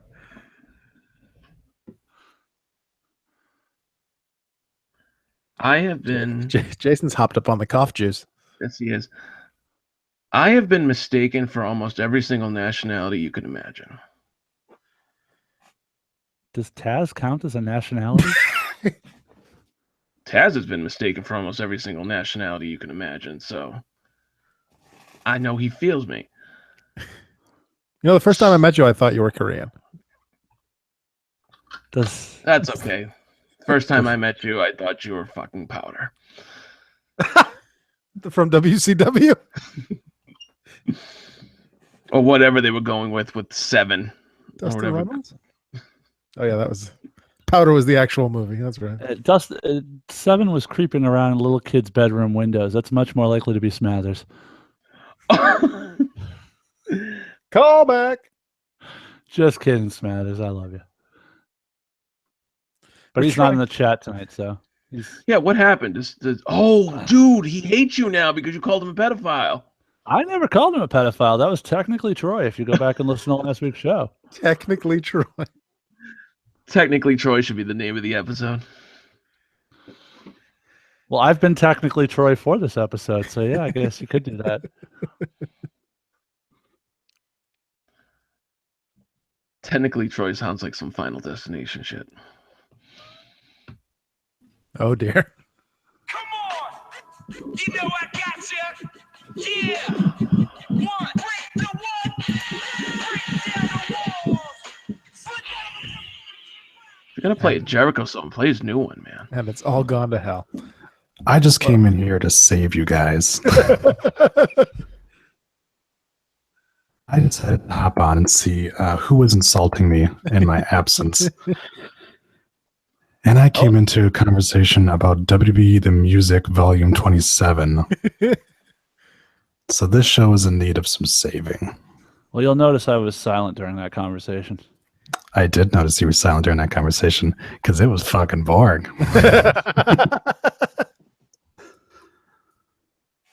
Hi, I Troy. actually think I had a string of tiny little aneurysms during that conversation. Probably. What were we talking about? Oh, it doesn't fucking matter because Troy's here. Hey, so So here's the thing. here's the thing. Fuck you all. Start the clock. Go ahead. Go ahead. Keep talking. Troy's drinking orange soda and he doesn't give a fuck. It is Henry's heart I soda. figured it was. We're going to talk about anything specific at this point. We're done with the TV, and Sal said he had one more thing, and then we got off into fucking No, my one more thing was the Randy Orton thing. That was it. I'm done. bland land. Yeah, Blandland. That's a good place to put it. So I get chastised for trying to win. Oh, why And- would you bring that up? Why Because- the fuck would you bring that up? Because he brought it up. That's why I bring it up. You know what the smartest thing Adam ever said was? I regret doing this fucking league.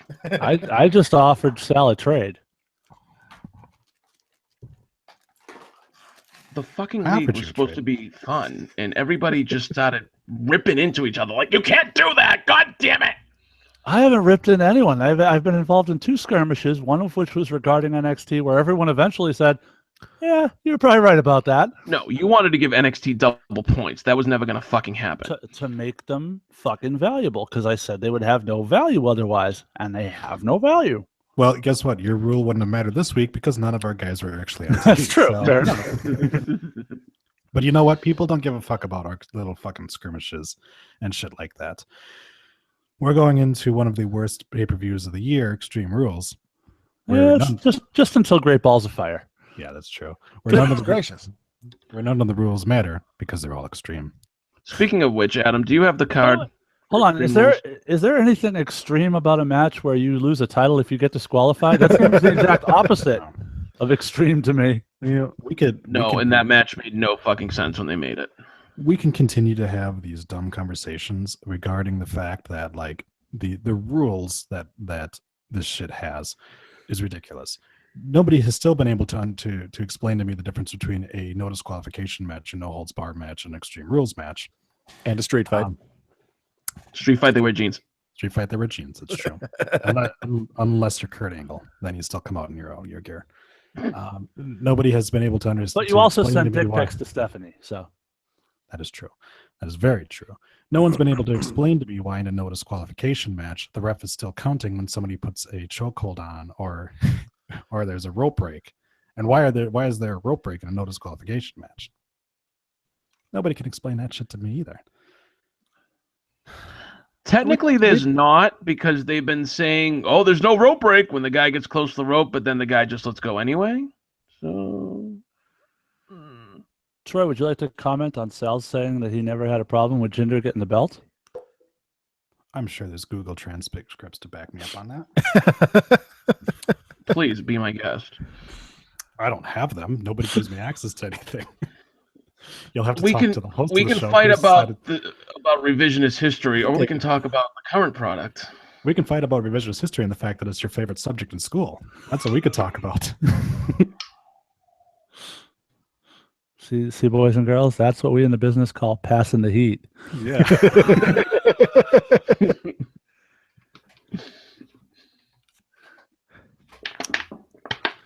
I find myself to be fairly consistent, and when I'm not, it's because I've changed my opinion on things. And say I may have said in the past this, but I do now. I, for one, was one of the people saying that I loved the idea of Jinder becoming champion, and guess what? It happens. And I don't have text to back it up, but I have all four of you to fucking say, hey, yeah, you did say that. So what is this fucking pay-per-view called again? Oh, that's right, Extreme Rules. All right, let me look. Why am I the only one whose lower third isn't working? Oh, that's frustrating. I think it's because I don't think it's because you're the host. Lucky me. That's right. I don't want to be the same color as Jason. Hold on a second. He's been pretending to be you all episode, so Yeah, what is it? Let me hear your impression of me because I didn't listen to any of it. It wasn't an impression so much as just a general. it wasn't impression so much as just being in general surly and belching a couple times. Yeah. All right, I'll take that. I thought you were trying to put a. Telling Adam he was a fucking idiot, stuff like that. That sounds like me. Yeah.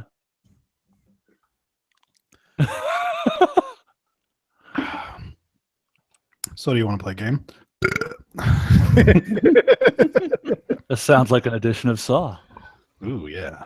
Are we doing the news, or are we skipping that? You can do it after this. Yeah, All right, fine. Whatever. We'll do the game. We'll do the news, and then we'll do the predictions. All right. So there are By three the way, of you- for the record, I see nothing. Oh fuck! Now it's gone. Oh, that didn't work. There you go. I see nothing wrong with this, Troy. So fuck you, man. What's that? That's Audrey Murray. Yeah, of course you like fake tits. I don't like. Wait, fake where tits. the fuck did you get that picture? What did you go to like her Facebook page or something Oh, that hasn't existed in the past there's 4 a- years? there's This thing for What like, is this? it's called Google, and they have a button at the top, and it says images. And if you hit that, the search term you used that has any pictures associated to it will come up. Jackass, he wasn't talking about her profile pics. He was talking about her in the match in NXT. He was talking about the appearance of her body. I was Which in talking. NXT looked fucking horrible. To be fair, I was talking about her big fake tits. I had no issue with the rest of her body or with her face. She's a very pretty girl. I just thought that she was kind of ruining it with the terrible fake tits. I thought her tits looked very nice. Well, you like fake tits. I don't discriminate. I like tits in general. I discriminate because some tits are fucking ugly looking. Some dicks are ugly looking. It happens. Like Not the four everybody's dicks on this show right now. Charlotte's were pretty disappointing. That's just my opinion. Well, yeah, because she's got big tits. But that's the thing. What is Is This is this like chick this, doesn't I need it. think? Yeah, Yeah, once a like, year. Once a year. like stroke face. This is great, but these visual representations are great for the people listening at All home. By the way, I'll paint a picture for you. Picture Jim Ross's face.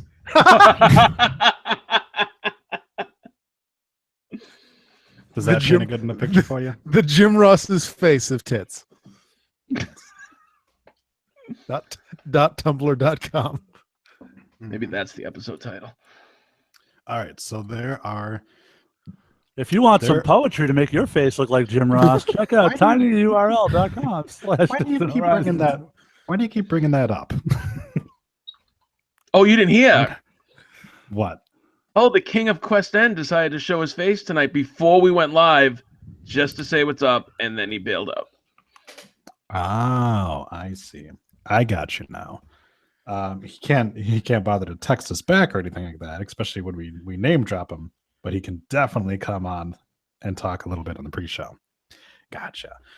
So what I wanted to do was take a look at 1 year ago, Extreme Rules, and have you guys guess who was in the matches on Extreme Rules. No cheating.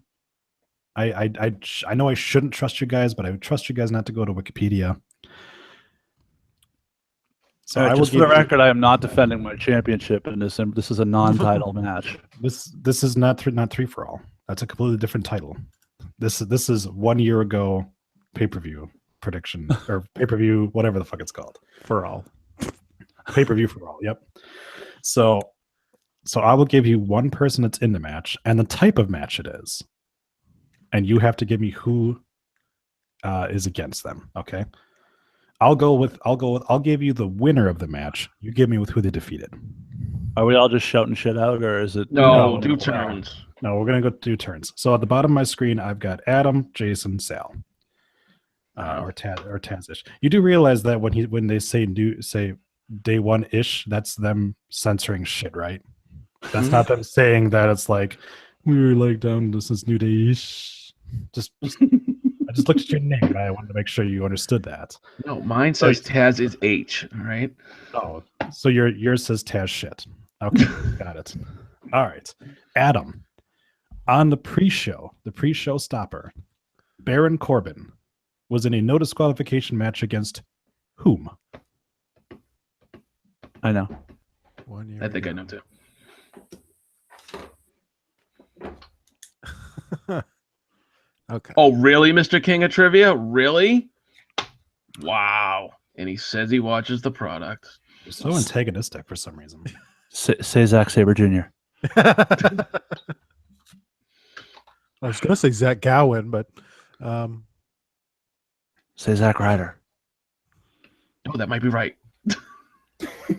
Don't give ones that can actually logically be. Be like, say Adam Cole, baby. Big Van Vader. That's incorrect. Can I go now?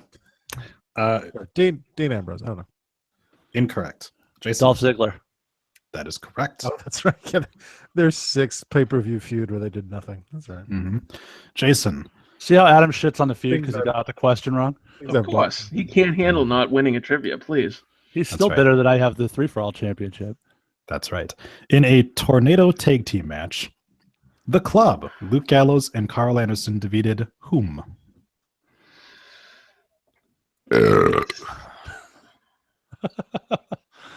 Well, it wasn't the New Day because they actually won, so it couldn't have been them. A tornado tag match, it would have been.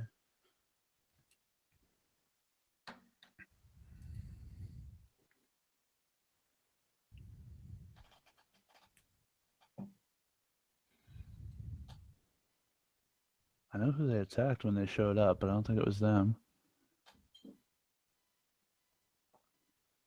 Damn, I don't remember this one. End Zone Cass. Incorrect. Yeah, I don't think Sal so. for the steal. Was it the Usos? That's correct. Yes. Sal, in a singles match for the WWE United States Championship, Rusev, with Lana, defeated whom?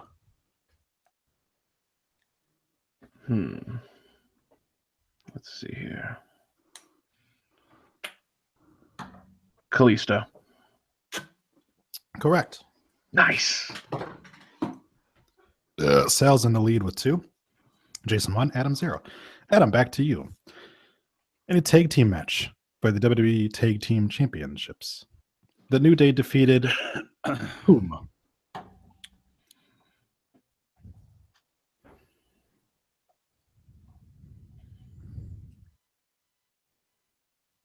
Dum, dum, dum, dum, dum, dum, dum. Dum, dum, dum, dum.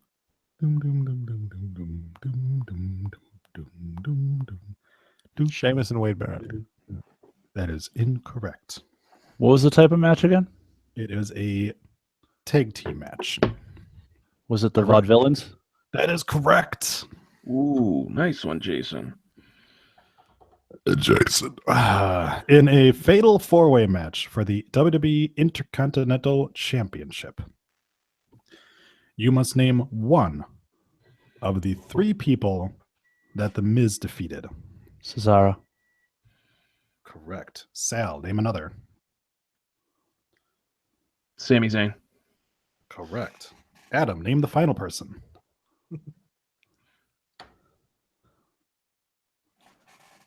Ambrose. Can I name- Incorrect. Can Incorrect. can I name Kevin Owens for the point? No, you can't name Kevin Owens for the point. All right. So this goes back to me now because everyone else got a chance at a point, right? Yes. Yes. All right. In okay. Dean Ambrose defeated who in this match? I'm not saying what kind of match it is because I'm going to get bonus points if you can tell me what kind of match it is. Was it Chris Jericho in an Ambrose Asylum match? That's correct. Damn it. All right. Salvador. Yes. In a submission match for the WWE Women's Championship, had Ric Flair disregarded his ban from ringside, Charlotte would have lost her title. Charlotte defeated who? Or whom? Becky. Incorrect. Damn it. Adam from Oh, point. fuck, I know You who get it a was. point.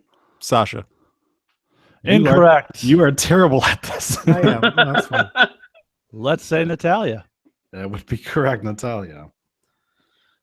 All right. Just Can we because just of call the this fact, thing off now?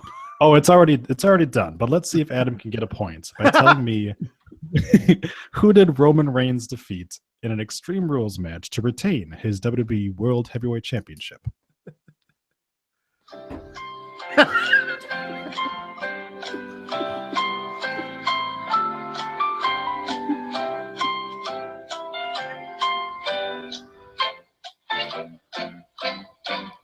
We're gonna get sued, you know. I gotta tell You're you, probably gonna get content ID, but it's okay because you wouldn't have made any money on this anyways. Right. I gotta tell you, I'm starting to see why you didn't make the cut for Jeopardy. I got 25 out of 50 on the test. Let's all take it right now and see if we can beat a score. Well, it's not available anymore. Oh, How convenient. I don't fucking know. The fuck is wrong with you? Do you want the having, full like- list? That's a He long doesn't list. know. Are you having an doesn't off know. night? He doesn't know. Is your trivia brain not working tonight? Take a stab in the dark. Seth I know Rollins. no, Seth Rollins was injured at this time. It can't be Dean Ambrose because they already had a match. Oh, actually, yeah, that's right. Seth Rollins returned to this match, didn't he? No, at Roman- Extreme Rules.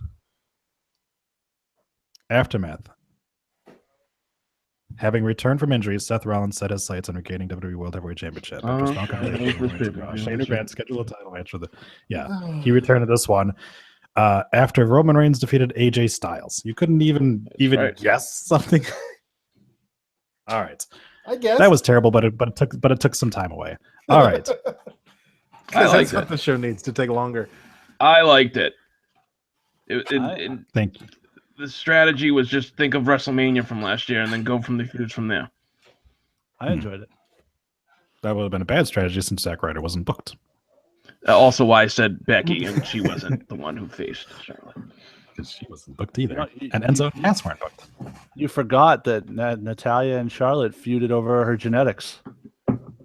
Yes, they did. Oh, was that the match that Brett was at ringside and he looked really bored?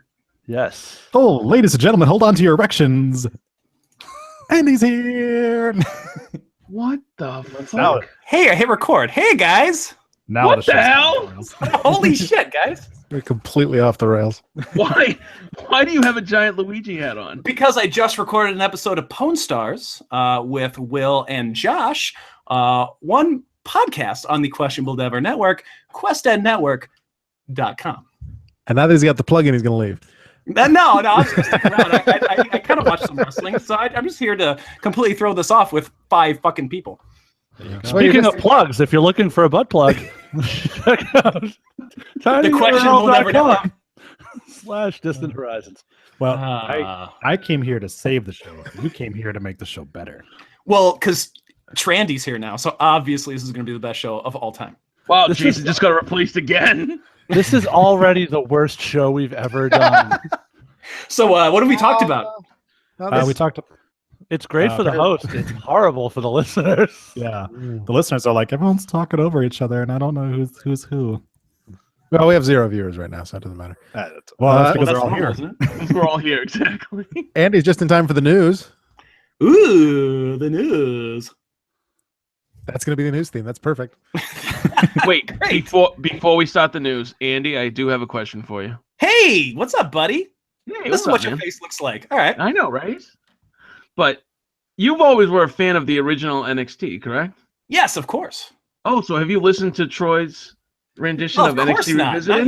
Not yet. There's too much on the Aw. network, man. I'm going to be listening to them soon, though, because I want to go back and rewatch them. So I think this will be a good opportunity to go back and rewatch them. Awesome. As the leader of the Quest End Network, Mhm. I do King think of Quest End. I do think this is a valuable opportunity to allow Troy to vent his frustrations with other shows for not plugging our shows on their shows. That would be good. Yeah, no, I'm sending an email out tomorrow. Don't worry. We're gonna fix up some issues now that I'm on break. So we're gonna figure this out. Good, So- good, because we have one podcast that's a fucking traitor, who is now a member of 2 podcast networks. Oh, we do? Dude. So, so Let's don't. We'll get it figured out. Don't worry. I've And we've got this. We've got another podcast that each and every one of us, other than Sal, has been on, who continues to not plug any of the other shows, other than saying go to Quest and Network or all of this shit. I take a good portion of my time to plug, except for the last episode. I was fed up. So if I start hearing some other, because I listen to every single one of the podcasts on our podcast network because Good. I'm that kind of person. I'm a team. All right. I'm the John Cena of this network, all right? Nobody has put your shit over like I did last week, Troy. That is true. That is true. Yes. This show and my show are the only 2 shows that I've heard consistently. Tuning Japanese. So three are like 5 shows are the only ones that have consistently put over the other shows. Mhm. Jason, Well, Jason- Sal's already told us that Jason doesn't have his own show, so Yeah. if Jason had his own show, I would take time to plug it. Just saying. Troy has his own show because he has Slasher Sanitarium. Troy contributes on the Rundown feed as Jason does because it's all under the Rundown subscription. It's a separate fucking show. Yes. I thought it was just 3 shows a week. so yeah, They're technically- three three different fucking shows. a week. So Yeah, technically, yes. We have this podcast feed has 3 shows. In a little bit, it'll have 4 shows. Jesus fucking Christ. And each of those 4, because we're trying to go 5 days a week, each of those 4 shows And why not plugs all of Vince's? the rest of the shows on the network. You say So why yes. not? Because Vince is. That's great. Yes. Um, can we do the news now? Yeah, but Okay. when's the next Shadow? When's the next Shadow Vein coming out? working on the episode hopefully this week. Okay, that's it. Now we can. Everyone has turned this shit off by now. Oh yeah, we're done. Listen to the first hour and a half, and then just go to sleep. All right, I've got Jason's theme song. Oh, good.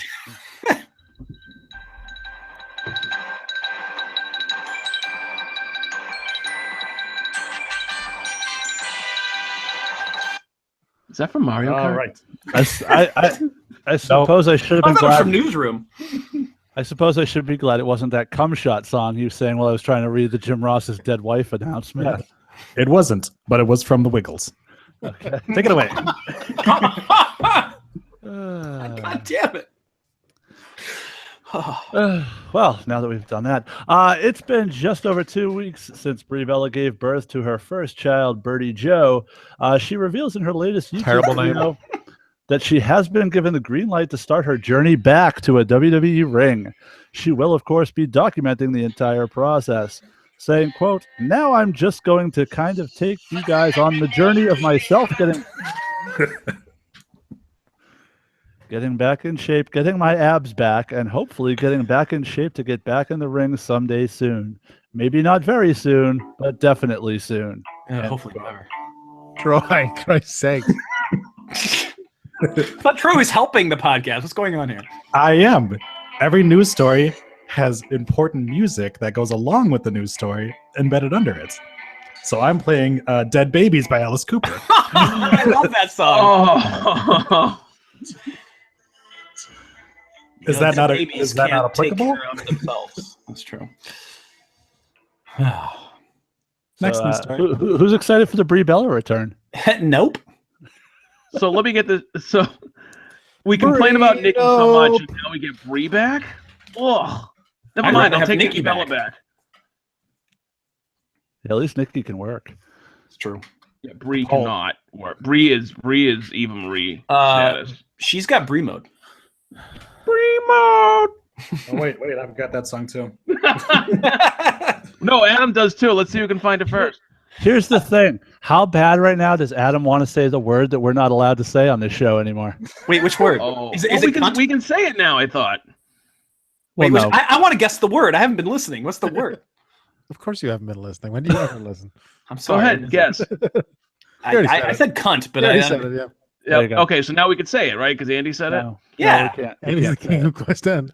I am the queen. Yes, the king of thing. Yeah, yeah. King of Quest End. There it is. King of Queen of King End. I don't know what's going on. This. I don't know if I'm gonna be able to put this up. I'll fucking kill you. I will drive to New Hampshire. Hey, I have been on here for 7 minutes. Is that what the world sounds like when you drink off her ass? Look, I found it first.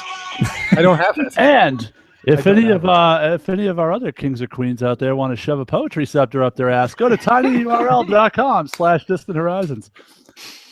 Raise your hand if you've actually bought Chasing Distant Horizons. I have, and my offer still stands. I will read it, I'm still waiting. and we for can the put an audiobook version of it. We could very well. There was supposed to be an audiobook version. There was supposed to be, but don't tell Kickstarter that. Yeah, but Andy doesn't actually give me a job ever. So Hey, you're going to be fine. on the next episode of Shadow Vein. You recorded those lines. I'm going to use those. Oh, hey, Yeah. I forgot about that. Yes. I may have been drunk when I recorded. Even better. Yes, Okay. Hey, look, Adam's got a physical copy. I do. I do too. Yeah. Around here somewhere. Okay. Does anyone actually know where that started from, by the way? The whole Poetry for Uranus thing? Yeah, you Yeah. Amazon. Fucking review on Review on Amazon. douchebag. Okay, I just I was wanted to gonna make say sure. I remember I just, that. I just wanted to make sure everyone remembered where that was from, because I feel like it took a life of its own at this point, and the origins have been forgotten. No, we never forget. Never forget, Troy. Hey, Did I stop Jason, that what's the one? next news story? Oh, well, it involves former WWE star Sean X-Pac Waltman, Is he dead? who has been cleared of charges relating to his arrest at Los Angeles International Airport last month. Waltman was arrested at LAX on April 29th after drugs found in pills in his luggage. I'm sorry. After drug dogs found pills in his luggage that officials believed to be meth. He was booked for possession of narcotics with intent to sell. Waltman denied the allegations and said the pills were a non-meth medicine to treat a yeast infection. Still not sure that's not worse. TMZ Sports. I just has enjoy the obtained- phrase "a non-meth medicine." TMZ Sports has obtained official documents showing the LA County District Attorney tested the pills, which came back as no controlled substance.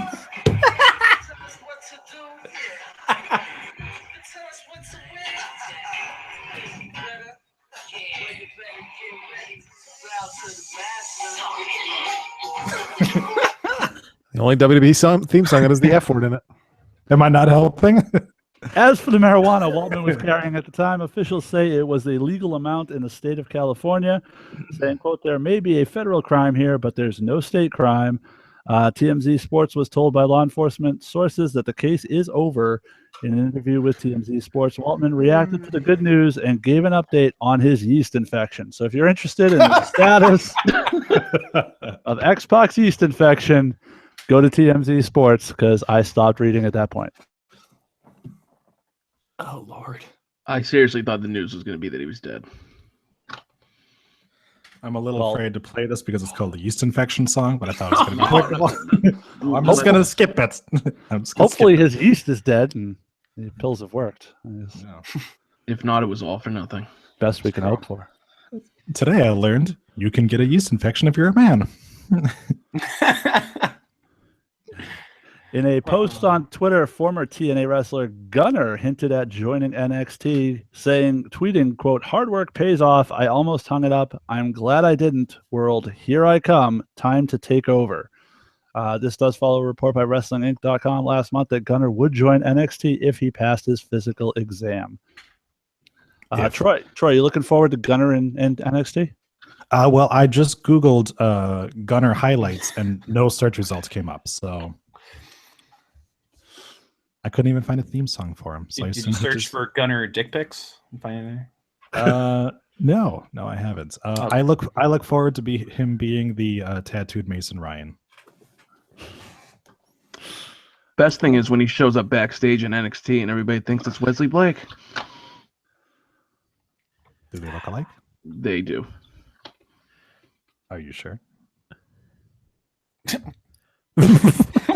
Awkward silence. I enjoy that Andy showed up like an hour and a half into the goddamn thing, and I'm still the only one who doesn't have a lower third because fucking Google hates me. I'm dedicated. That's Get 2 weeks in a row Google hated you. Yeah. Over on Facebook, former WWE superstar Rene Dupree ripped Randy Orton to shreds for bashing independent wrestling.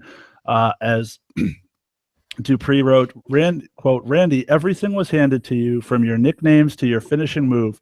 People can say the same about me, but when you were hired, you were a fat I had to slob. suck Pat Patterson's dick together.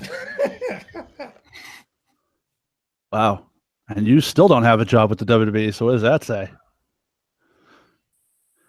When you were hired, you were a fat slob. I just won the Canadian Bodybuilding Nationals and qualified for the Worlds. You had 0 matches. I had 500 plus. You wouldn't last one Japanese tour. I'm on 49 tours, and you're and you counting. He wrote that wrong. If Triple H wasn't such a mark for your daddy, you would have been fired years ago, and you're nowhere near the worker your father was. You're bashing indie guys. Do what I did. Grow a set of balls. Go out and prove you're special, because I'm sorry, bud, but the chin lock you use is boring as shit. Burning bridges, I don't give a fuck. #truth. Sorry. Good for him. In a follow-up post, Dupree wrote, another thing that I forgot to mention, what Randall doesn't realize, because he never worked outside of the Stanford company, is that most independent wrestlers rely on selling their own merchandise to make money. Right. He wouldn't know, would he? So putting on exciting high-risk matches is what they need to do. I have a valid opinion on this because I've done both. Am I right or wrong? And I'm going to agree. I think largely he's right. He is right, and more people should say that's Randy Orton. Not that it would change him, but it's true. Was Baron Corbin coming out? Yeah, sorry about that. I don't know how much my voice is going to last through the rest of the news. We'll give it a shot. Booker T announced on Saturday on his podcast Heated Conversations that he will remain on Raw as a color commentator. That's color commentator through the end of the summer. On April 14th, WWE announced that Booker T would temporarily replace David Otunga on the Raw commentary team. Otunga moved to the Raw announce desk in the Superstar Shakeup, swapping places with Byron Saxton. No, don't play that.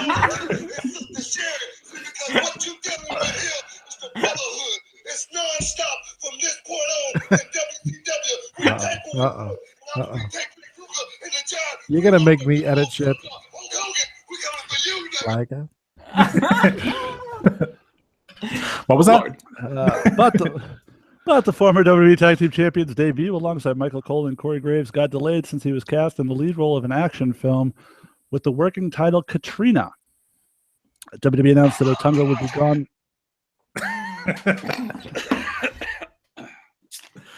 This is payback. it won't be a good movie, that's for sure. Oh no, proceed. I'm good. God damn it. See, this is when I get kicked off the show forever. Never. You and Josh, the only ones ever. Never gonna. Nope. No, Troy. Adam wanted you and Sal tonight. I'm just here because you didn't show up at the beginning. Well, Otunga not returning to Raw tomorrow night as originally planned. He will be back on the Extreme Rules kickoff next Sunday, joining Renee Young and Peter Rosenberg. So you got that to look forward to. Thank God. Maybe they're just going to do with David Otunga what they did with Emma, and just be like, he's coming back in a couple of weeks. Oh, he's coming back in a couple of months. Put him in a sexy dress. Yeah, there you go. The transition to Otungalina coming. I would watch that. Book that. That's good. Are we sure he's not just the Velveteen Dream? Maybe. If you ask The Vince, they're all the same Velveteen anyways. Dream has charisma. Otunga has none. Well, it's interesting you said that because he asked Rikishi about that. Really? What did he say? The question regarding wrestling these days is the Hulkster returning to the WWE? Hogan said recently to fans at an autograph signing that he is in negotiations with Vince McMahon to return to the WWE. Hulk did an You're autograph not signing over the serious. weekend in Los Angeles, and when asked about the obvious question, just said that he and Vince are talking. Dave Meltzer said in the May 8th edition of the Wrestling Observer newsletter, also saying, then again, it is Hogan. The answer to the question of his returning is always about when the feeling is a time when the company feels there will be no potential sponsor backlash. When it comes to a Hogan return, it's always felt like a matter of when rather than if he'll come back. Okay, we are in 2017. What is the fucking point? Nostalgia. Hey, No, that's gone. That's gone when he did the tape. Hey. We have a brown guy with the championship. Is there ever a better time for Hogan to come back? And what's he gonna do? Enjoy some? Yes. Let's do this. This would be great. We'll call him the Iron Sheik. Jinder will be running down America, and then we'll hear dan, dan, dan, dan, the whole deal. We get a big boot, a leg drop, and we get a world championship. I'd mark out. Comes crashing down and it hurts inside. For those of you listening at home, Andy just got so excited he put his Luigi head on backwards and then turned it back around frontwards. Yes, That's like your Ash Ketchum right there. it is. The greatest part is if they ever did that, the Wait, internet that's his had what? explode. Ash Ketchum. Hey, Get it? Well, if his you'd last- like, I found my old copy of Pokemon Yellow and doing Pwn Stars. I was so excited, and it still has my There you save go. file. well, if There you you'd go. like some poetry for your Ash Ketchum, I encourage you to go to tinyurl.com/distant horizons. Jason, that was the best. Speaking of returns, John Cena is teasing his return to the WWE. On Sunday, Cena sent out this tweet saying, taking a second to regroup and recharge, finishing up a wonderfully funny project in Atlanta, then a trip back home is long overdue at WWE. Cena's been off working on film projects since WrestleMania 33. Speculation has been a return to SmackDown will occur on the 4th of July episode. Didn't he end that tweet with like something weird word like Kofefe or something? No, that was Trump. Oh, sorry. I get those two confused all the time. Different WWE personalities. It's Well, apparently you know- caused quite a problem for one Mr. Kofife Kingston, who is now being referred to as that in the locker room. Nice. Oh man. Nice. Well, it's a good idea because July 4th is the birth of a nation, so why not have a real Marine actually be on the show? Yeah, absolutely. And since we can't have Gunner on there yet, might as well go with the only other person we know that served in the war, John Cena. Yeah. He beat the aliens on Independence Day. That's right. In news that was Canada. Oh, sorry. in news that was announced on this week's version of NXT, Ember Moon made her return to action at the recent NXT TV tapings in a match against Peyton Royce. It looks like the match will air on the June 14th episode. WWE announced earlier this month that Ember was being pulled from the NXT Fatal 4-Way at TakeOver due to a shoulder injury. Asuka won the match between the triple threat between Ruby Riott and Nikki Cross. There were rumors going around that Ember would need 6 months away from the ring to recover, but the website has noted since first announcing the injury that she would be out of action for 4 to 5 weeks. Here's the thing, though. She signed a thing on NXT this week. Here's the thing, though. I don't have enough voice left for a long rant, but here's my mini rant. She couldn't compete at TakeOver on Saturday. On Wednesday, she was healed up enough to wrestle. Well, Seth Rollins couldn't be cleared for a match with Triple H, and the next night he wrestled. So, Right, but she was billed for this match and then pulled for injury.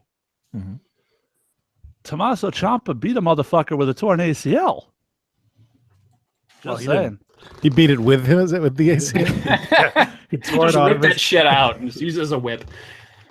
Perhaps the injury was more severe than they thought. Good thing Gargano's not black. You'll get it if you actually listen to this episode, which I doubt you will. And if Tommaso's listening, Tommaso, while you're laid up at home, I encourage you go to tinyurl.com/distant horizons. They'll keep you occupied during those long days while you're stuck at home during rehab. I'm okay with that one. That was a good plug. Zack Ryder continues to train in the ring at the WWE Performance Center. After being out of action with a knee injury since December, it was reported that he would need 4 to 9 months before returning to the ring. He's noted on Twitter that training partners include NXT superstars Buddy Murphy and Oney Lorcan. Ryder tweeted the following and noted that he recently hit the Rough Rider for the first time since suffering his injury. Was it on Chelsea Green? Hopefully. So when Ryder comes back, do the Hype Bros finally get their SmackDown Tag Excuse Team me. title shot? Hype bronies. Ugh. They'd have to. I don't know. Can Hold Billy on. can Bill I fill said- in for Mojo Rawley at the giving tours of backstage? Because if not, he's going to be a little bit preoccupied. I think we're missing out on a key thing that we haven't touched upon. We haven't had Andy on since WrestleMania. Andy, how did you feel about Mojo Rawley winning the Andre the Giant Memorial Battle Royal? Stoked. I think I called in on that Did you episode. use the word stoked? Yeah, hell yeah, I used the word stoked. 1994? It's an awesome tubular word, dude. So no, I as I said when I called in about WrestleMania, on the voicemail on that episode, I was stoked. I love the fact that Mojo won, and I have not been keeping up as much with wrestling, so I don't know why I'm on this episode. But I don't know where he's kind of gone with that since then. But Spoiler, nowhere. okay, fair. And In other words, if you'd like some literature to stoke it to, I would suggest going to tinyurl.com/distant horizons. Hey, a follow-up question to that. How do you feel about a brown person being the WWE champion? Love it. Absolutely am a huge fan. One, I hate that you're using the term brown to describe Jinder Mahal, who comes from a country of like 1 billion people. But like, well, apparently we all hate the way he looks and talks. So I think Jinder Mahal as champion is edgy. I think it was the right call. Randy Orton is boring. And even if Jinder holds it only for a couple of months, I think it was the right move. Sal thinks it ruined the belt. Yeah. Oh God, no. That is not what I said. And Jason likes to put words in my mouth because that's all he can do with them. Well, I never said that. Troy, Come over here, big boy. you, I never said that. Unless of course that is what Jason calls his penis. So it's an odd term for his penis, but words. That would be an odd term for your dick. Actually, Andy, so Sal just said, fuck Andy in his opinion. I'm curious what your follow-up to that would be. I don't know. I really like Jinder Mahal as champion. I think it's a good choice. I find him interesting. I like the Bollywood boys being with him. I think they make, if you're going to be a heel champion, do heel things. And he's doing heel things. And I'm looking forward to Brown. Stop. Well, okay, this is WWE. But I'm looking forward to him defeating Randy Orton again. And then I'm not sure who's going to take the belt from him, who's going to step up and do that. But I'm looking forward to it. Question. You are of, I'm going to guess, German heritage? Sure, we'll go for it. I don't really know, honestly. I don't know. I'm sure there's some German in there, some English in there, there's some Irish in there. That's all right. Me. So Adam is of German heritage. I would say.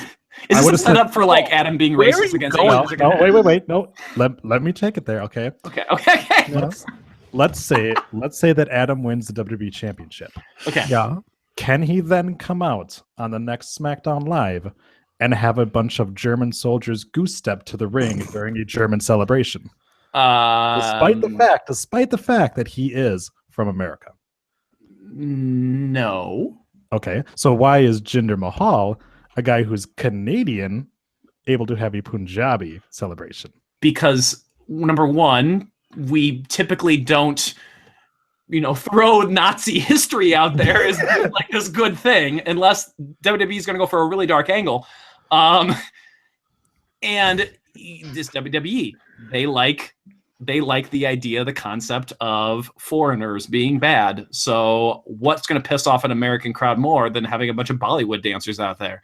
They're gonna hate that shit because your typical wrestling audience falls into that bullshit.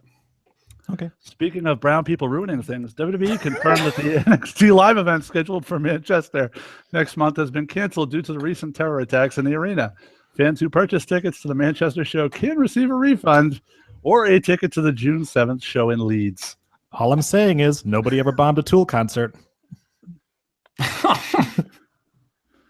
It's the weirdest t-shirt ever.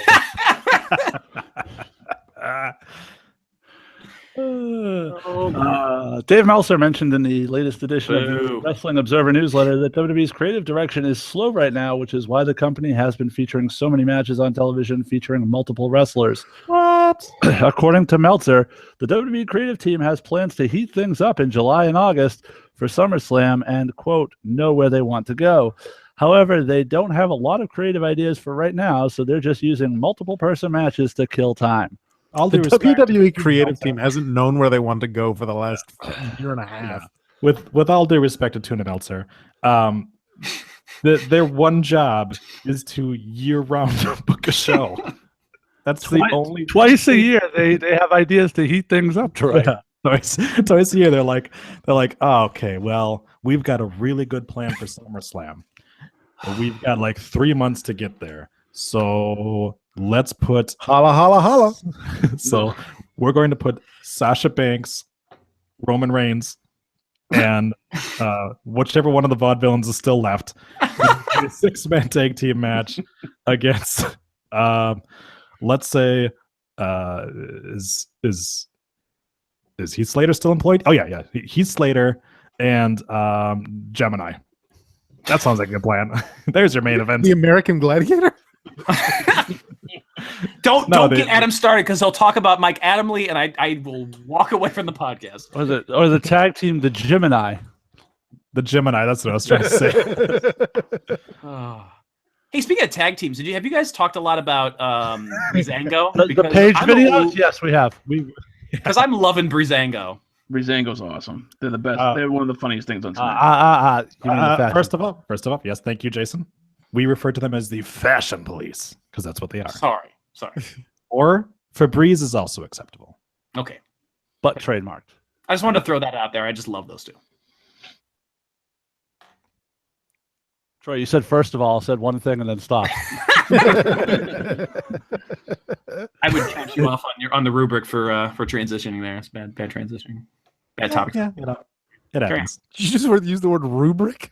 Yes, I did. I'm a teacher. Fuck you. Fucking This is teacher, man. normal. This is a normal word. I use it all the time. He's the Damien Sandow of this podcast. I am. What's the syllabus for this episode? Oh, you don't even want to know. Can you teach me how to spell cinnamon? I'll do that, and I'll teach you all kinds of synonyms of cinnamon, and it'll be a good time. It sounds to me like you were choking on some words there. I was. It's hard to say. Jason's cock? Yes. That's an episode. That's a show title right there. There you go. That sounds like a mini-sode to me. Hey. The way that you Oh, said, but you just Sorry, I had to. just make sure you include the question mark at the end of that too. By the way, at the episode title, Jason's cock.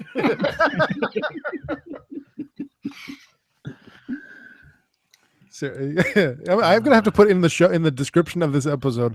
Listen to the first hour and a half, and then just give the fuck up. Or if you really like Andy and Troy, skip ahead. Skip the first hour and a half when we're talking That's what about the fun WWE anthology music. So then come back. We're supposed to do predictions, by the way. We are. We have- Oh, really? Do we have a pay-per-view? I should know because it's a week. So Yeah. Is it a Thursday? Do you want me to We play? have- Do you want me to play Tamina's theme song again? Does Jason have any more news stories? Couple. what? Oh, are they relevant? All right, fuck you. I got none left then. all right. Prediction time. That just spooked the cat. It looked like.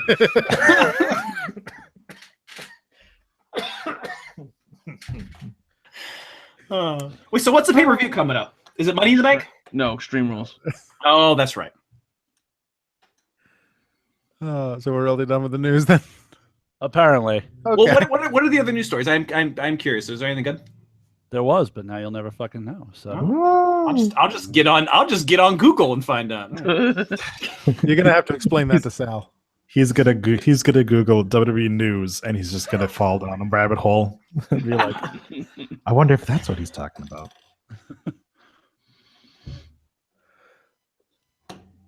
All right, then. Awkward silence. There's the dead air. Who's All right, then. I Which guess, won't edit it out because Adam doesn't edit things. All right. No, it's great. So I guess tried my it's, hand. I trained my hand at editing on the most recent episode of NXT Revisited. Good. I'm going to listen to that then. Well, I want to hear your editing job because I always like to critique people on their editing. And by editing, I mean I added one sound effect during it. Good job. Wow. Man, I'm going to let you produce the next Shadow Vein. Don't do that. I go from like thousands of downloads to like 3. No, the Well- entire episode will be like, oh no, Colton, don't kill me. It's the fucking Wilhelm scream just looped over and over again. Yeah. No, it'll yeah, be I would literally- definitely. it'll be me just yelling into the microphone. Stab, stab, stab, stab, stab, stab, stab. Yeah, I would definitely not let Troy edit it, given that in his current episode, there's a point where he goes, "Really, what the fuck am I doing? Why am I doing this? What the fuck is wrong with me?" There is an existential crisis in there. The background music of the episode is just a 30-minute loop of Troy just going, ooh. Spoopy stuff. Oh, Jesus Christ. And he dropped Spoopy on us again. That's awesome. Spoopy.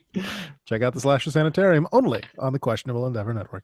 I don't do nearly as much editing on it, but I do take music and fade it out, and then I take music and fade it in. And I- You're That's a all you wizard do. at it, man. That's all I do on this fucking show. I've got that down. and I throw jokes in there. If I, You do a little punch up. You do a little punch up on your own shit. yeah, I'll do a little punch up. Oh, Hey, Extreme Rules. all right. So we're doing predictions then. Great. It'll be easy because there's only 6 matches. That's true. The pre-show: Rich Swann and Sasha Banks versus Noam Dar and Alicia Fox. Oh, this is a thing that's happening, huh? Gotta be I vote the team with the brown person on it wins. Wow, dude. Safe bet. Huh. Sasha Banks, just because she's the only one that I really know. I mean, I know the rest, but it's Sasha. Sasha and Rich Swann because she has a partner. Is that who you're going for? Because the two of you just completely went silent. Huh? Sal Sal is dead. Sasha and Rich Swann. Sasha and Rich Swann. The WWE Cruiserweight Championship submission match. Neville versus Austin Aries. Andy, go. Neville. Jason, go. Neville. Troy. I'm going to go with the racist. Wait, and I'm what? going to agree with Troy. Austin Aries wins this. All right.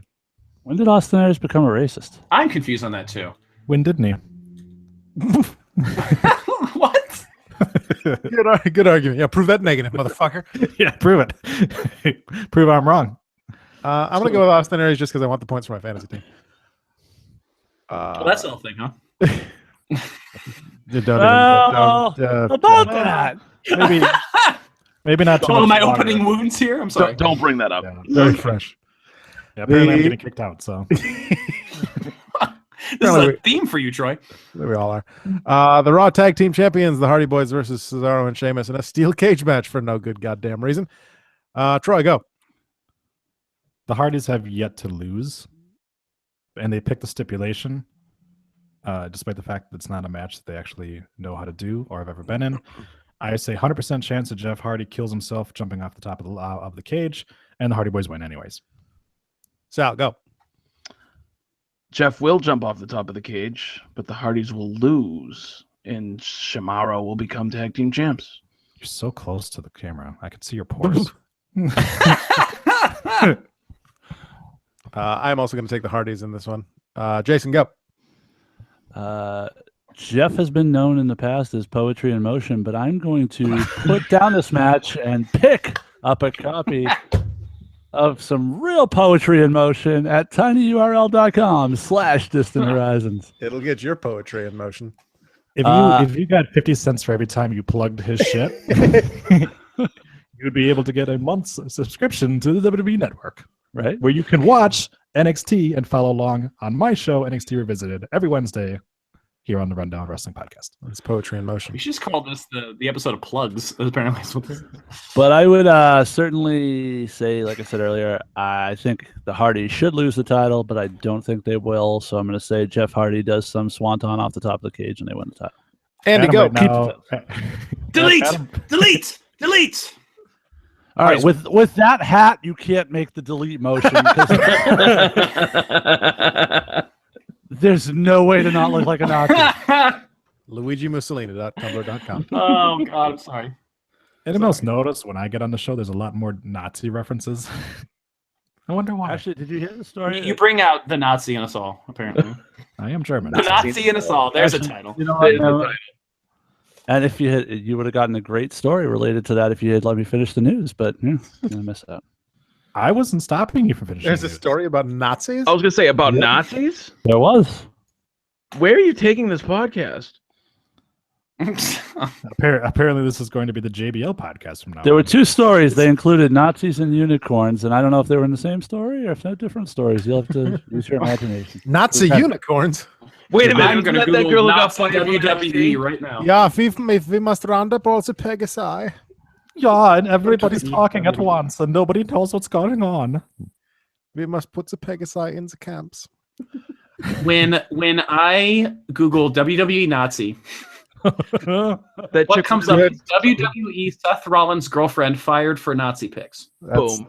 long ago. That's what comes up. There should be a JBL story in there as well. Goose stepping at a house show. Kendo stick on a pole match, Raw Women's Championship. Alexa There's Bliss stories about the defending Harris brothers and their SS tattoos, though. Huh? against Bailey. Sal, you can start this one. Fuck this match. Can't stick on a pole. Alexa wins. There's no reason to switch the belts here. Troy. If you Google WWE Auschwitz, nothing comes up. Weird. Everybody this was on vacation. nothing happened. But you know what? Hey, at least WWE is going to be man enough to take Elimination Chamber straight to Germany. No, It's still called No Way Out there. they called it out. They called it Auschwitz. They called it Elimination Chamber. The German announcers called it that the last time they were there. They called it Auschwitz. That might be the title right there. There you go. Actually, they have to call it Elimination Chamber something else in Germany for that very reason. well, The pay-per-view has an entirely different name. They Yeah, still call it No Way Out. This last one, I swear to you, when they cut to the German announcers, they said, WWE Elimination Chamber, gas the Jews. I heard. Nothing will ever be worse than the pay-per-view where Owen Hart died being called Over the Edge. That's Yep. How about a quick shout out to a guy who doesn't shout me out? Henry Hugepex, the suplex throwing human duplex, proceeded to, on the most recent episode of the Raw Attitude podcast, discuss the fact that was it on his one? Maybe it wasn't. There was apparently a sign that said, never mind. It wasn't him. I just want to say that he doesn't plug my shit anymore. Can you pick a winner of the match now? Mind you, what about your friends with the New Blood Rising podcast? yeah, that's the issue. They're traitors. They are blood traitors. Move And I'm in a on. blood feud with them now. I still have to finish tuning Japanese tonight. Hurry up. Oh, sorry. I say that Bailey climbs the pole, which is what she was probably made for in the first place. Grabs the kendo stick, hits Alexa Bliss with it, still loses the match. I've forgotten who's already gone. I think Sal went, so I'll go. Yeah, I think Bliss retains here. Doesn't.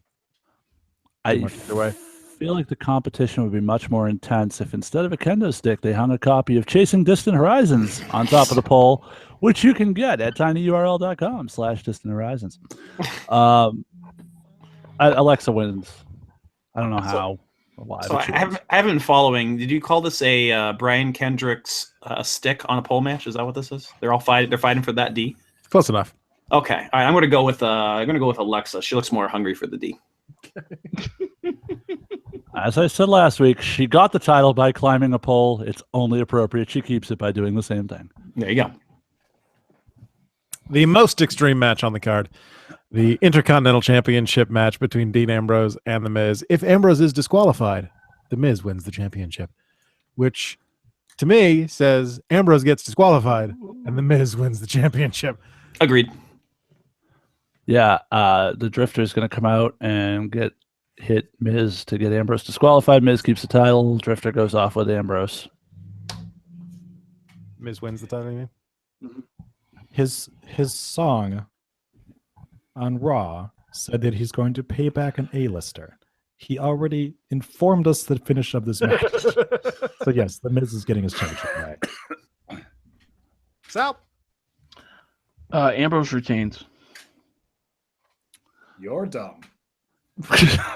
Jesus Christ, that's not nice at all. He's also the only person still entertained by Dean Ambrose. So He's all right. No, this is a typical setup that you think that Miz is going to win by some dumb shit, Okay. and then Ambrose is just going to like pin him or something. No, It's here's boring. what should happen. What should happen is the bell should ring. Maurice should jump up on the fucking apron and slap the Miz. Boom, done. That should be it. And you know what will happen? Maurice will get thrown out of the match, and then Miz will lose his advantage. I have complete completely lost faith in them doing anything right with Miz. So I'm gonna say Ambrose or Chains because it's boring. There, the guy who likes Dean Ambrose said Ambrose is boring. And finally, All I heard was Kofefe. I don't know. You didn't even say it right. and finally, There's a lot of stress right now. Guys, let's just keep it together. Did you We just got accuse this. me of mispronouncing a fake fucking word? It'll be okay. Final match. 5-man match. fatal five-way. Five-way. I think that's what we're having Fatal right now, five-way. actually. Extreme Rules fatal five-way to determine the number one contender to that belt that no one's seen in 2 months. Roman versus Seth versus Finn versus Wyatt versus Joe. We already know Jason's pick, so Jason, I guess you can go first. Oh, you're drinking. much to Sean's delight, I feel Seth Rollins is going to win this match. Troy, go. Do you still have pancakes with him? No. Andy, that's a question for you. I'm sorry, what? Do you still have pancakes with Mr. Rollins? Oh, of course. Okay, then I'm going to go with Rollins. Andy, go. I'm gonna go completely left field and say Bray Wyatt.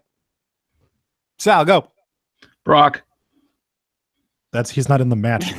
Yeah, but you know what? It doesn't matter because none of them are beating Brock at Great Balls of Fire. So Did what you the just fuck go does it matter? fucking R-Truth on us? Spiders. It's always spiders. If it I'm was, going to say that Sting wins this match.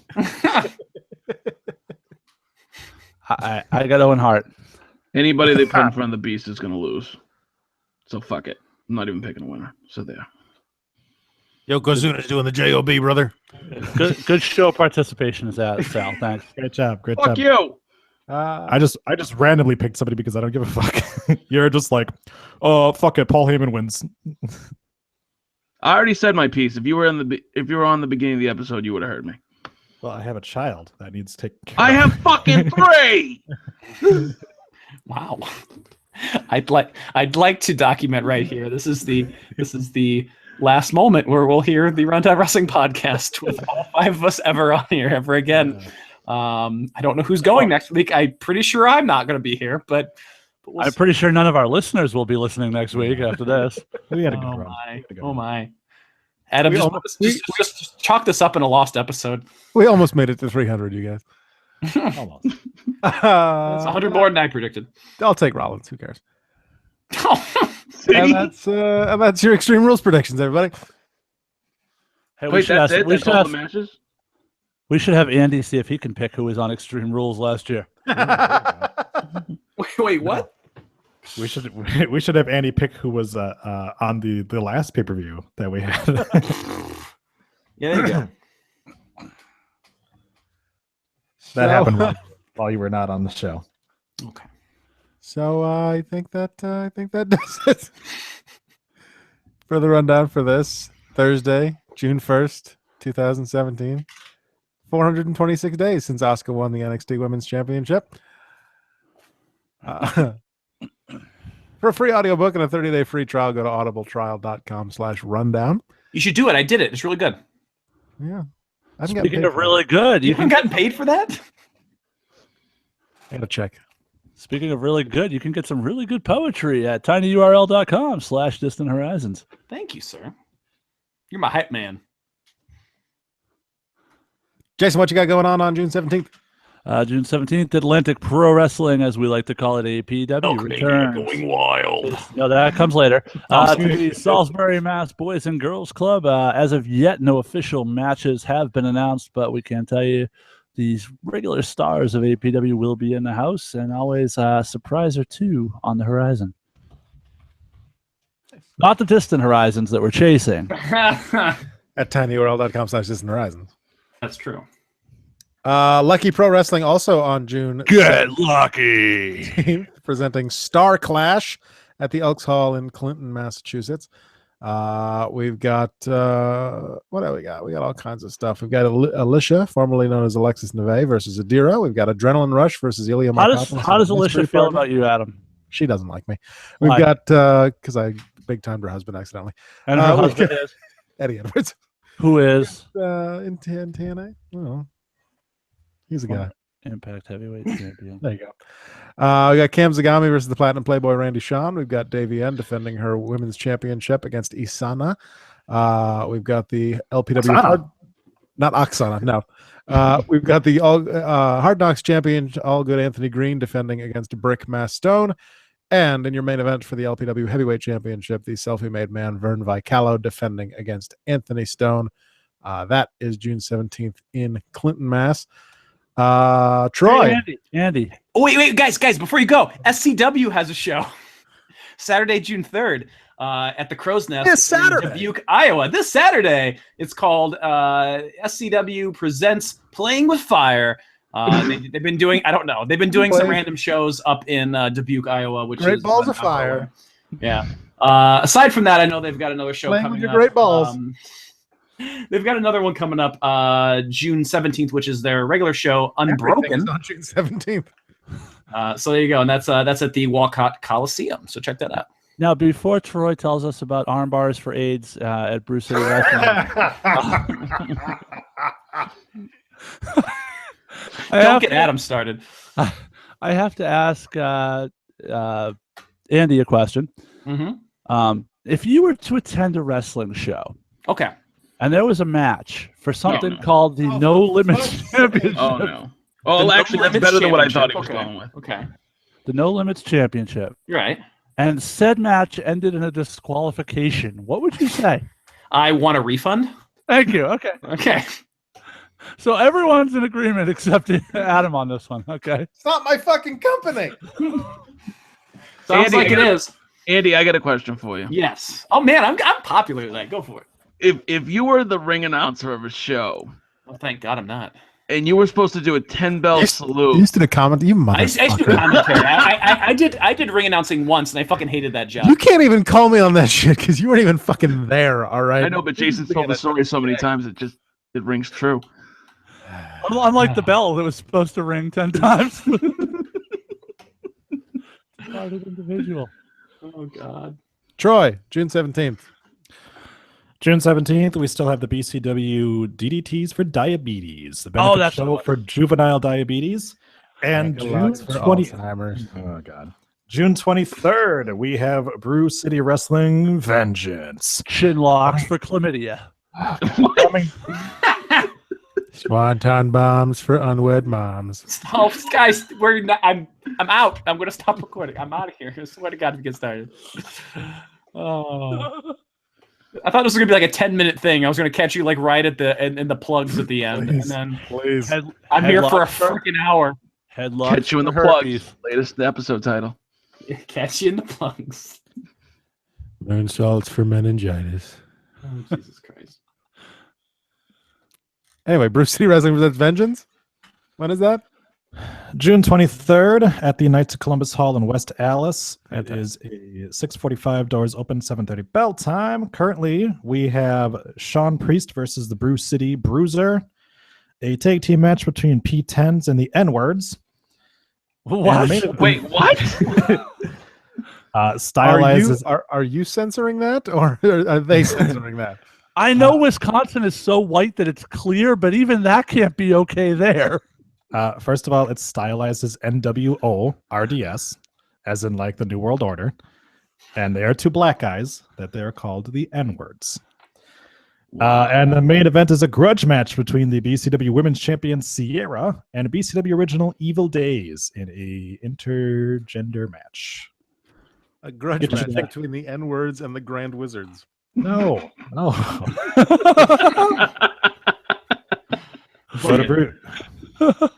Go to Bruce City Wrestling One. Rear chin locks for racism. Gas can on a pole match. Liberty States returns. September Hold 9th. on. Let Troy finish. Okay. I don't know if he's going to. Now you know how I felt when I was trying to read my news, motherfucker. Go to Bruce City Wrestling, #1.com to get your tickets. There's $16 online. Otherwise, you're paying $18 at the door and $20 for ringside T seats. Liberty States returns Saturday, September 9th. Elkmania presents Elkmania 5. Elk's on fire. Thank you, Sal. I think I'd help him out this week. Picking up the slack. Saturday, September 23rd. Follow us on Twitter at Rundown Podcast. Send us an email to rundownwrestling@gmail.com if you want to call the hotline. It's 617-863-6967, 61 Rundown 7. Like us on Facebook at facebook.com/Rundown Wrestling. Watch archived episodes at youtube.com/Rundown Podcast. If you want to make a donation of the monetary variety, go to paypal.me/Rundown Wrestling. Cost me $10 a month to host this on Podomatic. Probably more in the future, considering that Troy wants us to go 5 days a week. So we'll see what happens there. Is that a thing? Do they like just send you a bill all of a sudden when you have too many episodes? Sent you. No. The way it works is that you just have a certain amount of bandwidth. And if you go over that bandwidth in space, We're you have to never delete old stuff. we're never gonna have to worry about the bandwidth. I'm just on the storage. Yeah, I've gotten close on the bandwidth a couple times. It's actually kind of scary. I don't want to spend more than $10 a month. I feel Jason- like the only thing missing from this episode is Troy showing porn. So can we? Jason's talked enough about the poetry. Check out all the shows on the Questionable Endeavor Network. Yes. QuestEndNetwork.com. You can follow us on the Facebook, facebook.com/QuestEndNetwork. Same thing with Twitter at QuestEndNetwork. This is the 1 year anniversary, the month of June, of the Questionable Endeavor Network, believe it or not. And I'm going to be sending out an email tomorrow morning to all the shows, all the people involved in the different shows and programming, so we can hopefully get some cross-promotional stuff going for the month of June and maybe even into July. Getting some people on one program onto another to help promote each other. I was just on an episode of Pwn Stars, which is on the network, which will be dropped later this week, probably tomorrow, more than likely. So who knows? You can hear some of your favorites from the Rundown on some of the other programming. So definitely go check that out. Can we please work it out so Troy can be on New Blood Rising? I'll see what I can do. They don't know we exist, so I know actually one of the New Blood people are coming on to Tuning Japanese, hopefully this month. So, well, you got to impress the boss. It's true. Shadow Vein, Tuning Japanese, the Attitude Podcast, the Slasher Sanitarium, Pwn Stars, New Blood Rising, and Words of Geekdom. At Quest End Network, questendnetwork.com, something Discord channel. Yeah, just get on Quest End Network to find the Discord channel. Get on there. Sorry. You just look such a fucking goof with that hat on backwards. Search for us on iTunes, Stitcher, Google Play, Podbean, or Podomatic under the Rundown Wrestling Podcast. If you subscribe, you get the podcast delivered to you absolutely free each and every week for $0.00. If you cannot afford a monetary donation, leave a 5-star review on iTunes because that helps other people find us. If you leave a text review, we'll read your name in your review at the end of a future episode. So if you find the Podbean, you're supposed to flick it. Is that how it works? Something like that. Sorry. Thanks to everyone. Thanks. True. Thanks to everyone for listening. Double thanks to anyone who's listened to this far into this episode. You should do a contest, literally. Like, if anyone, we should come up with a keyword right now. If anyone made it this far, we should send them something. I'll even foot the bill. I don't even care. I'll send them some shit. We tried one last week to get somebody to rename Troy's Twitter handle, but did anyone hit you up on that? No. Yeah. Yeah, send us an email that just says N-words and we'll send you a bribe. Oh, no. Nope. Cutting that. Nope. No. Absolutely not. Thanks to the folks who were in the chat room at some point. Thank you. I will never be back. Thank you, Sal. You're welcome. Thank you, Jason. Jesus. Thank you, Adam, for playing all the WWE theme songs for us tonight. And Just the one. Thank you, Troy. That's what you get. Careful what you wish for. You wanted me on. Sally, you wanted me on. That's what you get. I'm happy you came on. I finally got to do an episode with Troy. I broke my Troy cherry. Oh, I broke your chair. Is that the term? I don't think that's the term. And thank you, Andy. Yeah, you're welcome. I'm Sorry. I'm not sure what I feel about this episode. Sorry. But yeah, it was something. It was an episode. Yeah, it was 2, basically. Thanks to Ray Williams for the logo. And thanks to iFightDragons at ifightdragons.com for the theme song. Is this the part of the show where Adam gets berated by his wife on here? No, yes. Next week. Next week we'll talk about Extreme Rules. Adam, pull your snake out. Likely. No. Take it out. God, no. Take it out and feed it right in front of the world. Fucking high. I'm gonna cry. As always, Fandango. Jacob, good night and good luck. Oh yeah, I got that wrong. All right, we need some new references. That shit's whack. Fandango. It's fucking knows literally what- 10 years old. at this To point. questendnetwork.com. Breeze on. Go fuck yourself. And his wife thought she was talking to him. Here we go. It's on. Emily, come back. I gotta go. Bye. Bye, guys. Later. Take care, Bulby faces. See you next Thursday. Bye-bye. Wow. That was almost as long as the entire Pwn Stars episode. All right. On my recording here. Let's. They want you to berate me again because that was a thing that happened once. And I thought it was hysterical. I want a little. Hi, I want a Emily. little- Hi, Emily. Hi. About anything in particular? or- I'm sure he's done some stupid shit. Just pick something and go at it. Specifically about him trying to kill the snake. I didn't try to kill his name. Murder the snake. Kill it. Kill it with fire. No, I'm not gonna take the snakes up because Andy will get upset. I will. Thank you. She loves me. I'm going to bed. Good night. Do it. Take it out. Take it out. Oh, Take it out. the wrong sounds, the wrong speaker source. That's the one. All right. I am noise removing. Okay. Oh, she just went to bed, so no chance he's gonna take it out now. No. Well, he might. He just might not. Oh, no. Just gonna be by himself. Oh my. Hey, Lonely mate. snake. Make sure that whenever Jason does a sit down, if he actually does plugs, I do Thank plugs on every fucking episode for every fucking show, which I'm Just- gonna stop doing since nobody else is apparently doing. We it. are working on it. We'll get this taken care of. I'm stepping in. We're going to make this work. I on the last episode protested doing plugs, but I so enjoyed far, that actually. every other, it was a gradual thing. It was one week of not caring, and then this past one was just like, I'm not even gonna do it. Adam, real quick, what's the episode number? 296.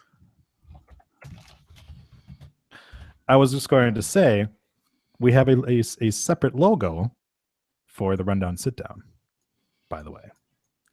So Basically, it's exactly what I pictured in my head. I love it. It's fantastic. great, good to hear.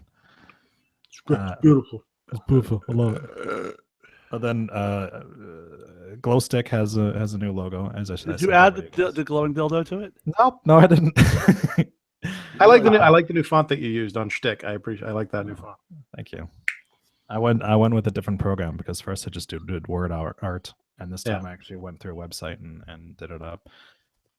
So yeah, like the rundown sit down, I can only take like half credit for because I just used Ray's kind of overall. I used his little microphone and then just edited that. but Glowstick, that's 100% me.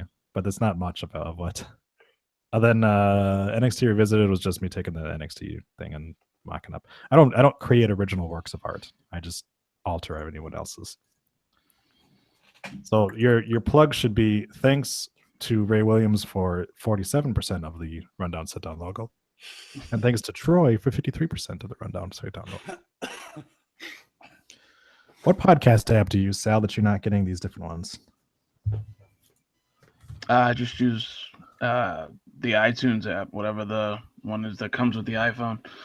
Oh, that's probably why. When I had an iPhone, it never showed me different ones as well. And people would talk about like having different art. Because when we upload the episodes through This is why Sal Podomatic, needs Facebook. yeah, exactly. Yeah. Yeah. When we upload the episodes, we can choose different art to play on it. It doesn't change like the category one, like the oops, that wasn't good.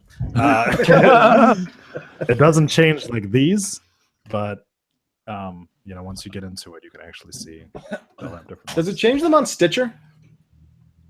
I don't know. Strangely enough, when I post the links to the sit down on the Podomatic, like from the Quest End site, Oh, Christ. What the hell was that? That wasn't me. I don't even know. Was that you, Jason? What the fuck Nope. was that? wasn't me. Wasn't me either. It must have been Adam. Because he's not saying anything. Of course it was. That was scary. Adam, you want to get on Skippy? I'm on skipping, motherfuckers. Okay, I'm getting on there right now. How do I get out of full screen mode? There we go. All right. All right. Well, I'm going to So- send tomorrow an email to all the podcast hosts with a bunch of information. Also included ideas for the next Questionable Endeavor podcast. So hopefully we can get people on board with setting those up because I'm not going to do all of them myself. I'm going to We go were gonna, ahead. we were gonna do a sports ball one, but Sal punked out on us. I did not punk out. I said the end of June after the finals. Which makes no sense because we wanted to talk about the finals. We wanted to Ah. predict the finals. I don't want to talk about the finals. I hate LeBron. I really fucking hate LeBron. Well, then Then you should really say love what that. the score is right now. Then say that. We tried to give you a forum to talk about the fact that you hated LeBron. Yeah, nobody likes episodes where everybody's all happy and shit. Yeah. Just listen to our show. And hell, somebody just went to his LA house and spray painted N-words all over the place like it was Brew City Wrestling. Oh. First of all, Bruce City Wrestling is a family-friendly promotion. It says so on their website. With a tag team called the N-words, I'm not sure that jives. Maybe they're just nasty. No, Or no, maybe- honey, or- ninjas. They're ninjas. Yes, they're ninjas. Ninja words. Also, I'm going to. So, Jason, were you talking about when you post the episodes that it does the Quest End logo? No, it does the Shadow Vein logo. okay, I 'cause when- fixed. I think I fixed it now because the reason why it does it, and I'm gonna have to go in and do some tweaking, is that it pulls whatever picture it finds the first like actual primary picture, and I have that slideshow at the top, the mini slideshow, Yeah. and whatever the first image is there, which Yeah. it used to be the Shadow Vein one. So like I changed it if I did it right, and now Questionable Endeavor, the logo, is the first one on the slideshow.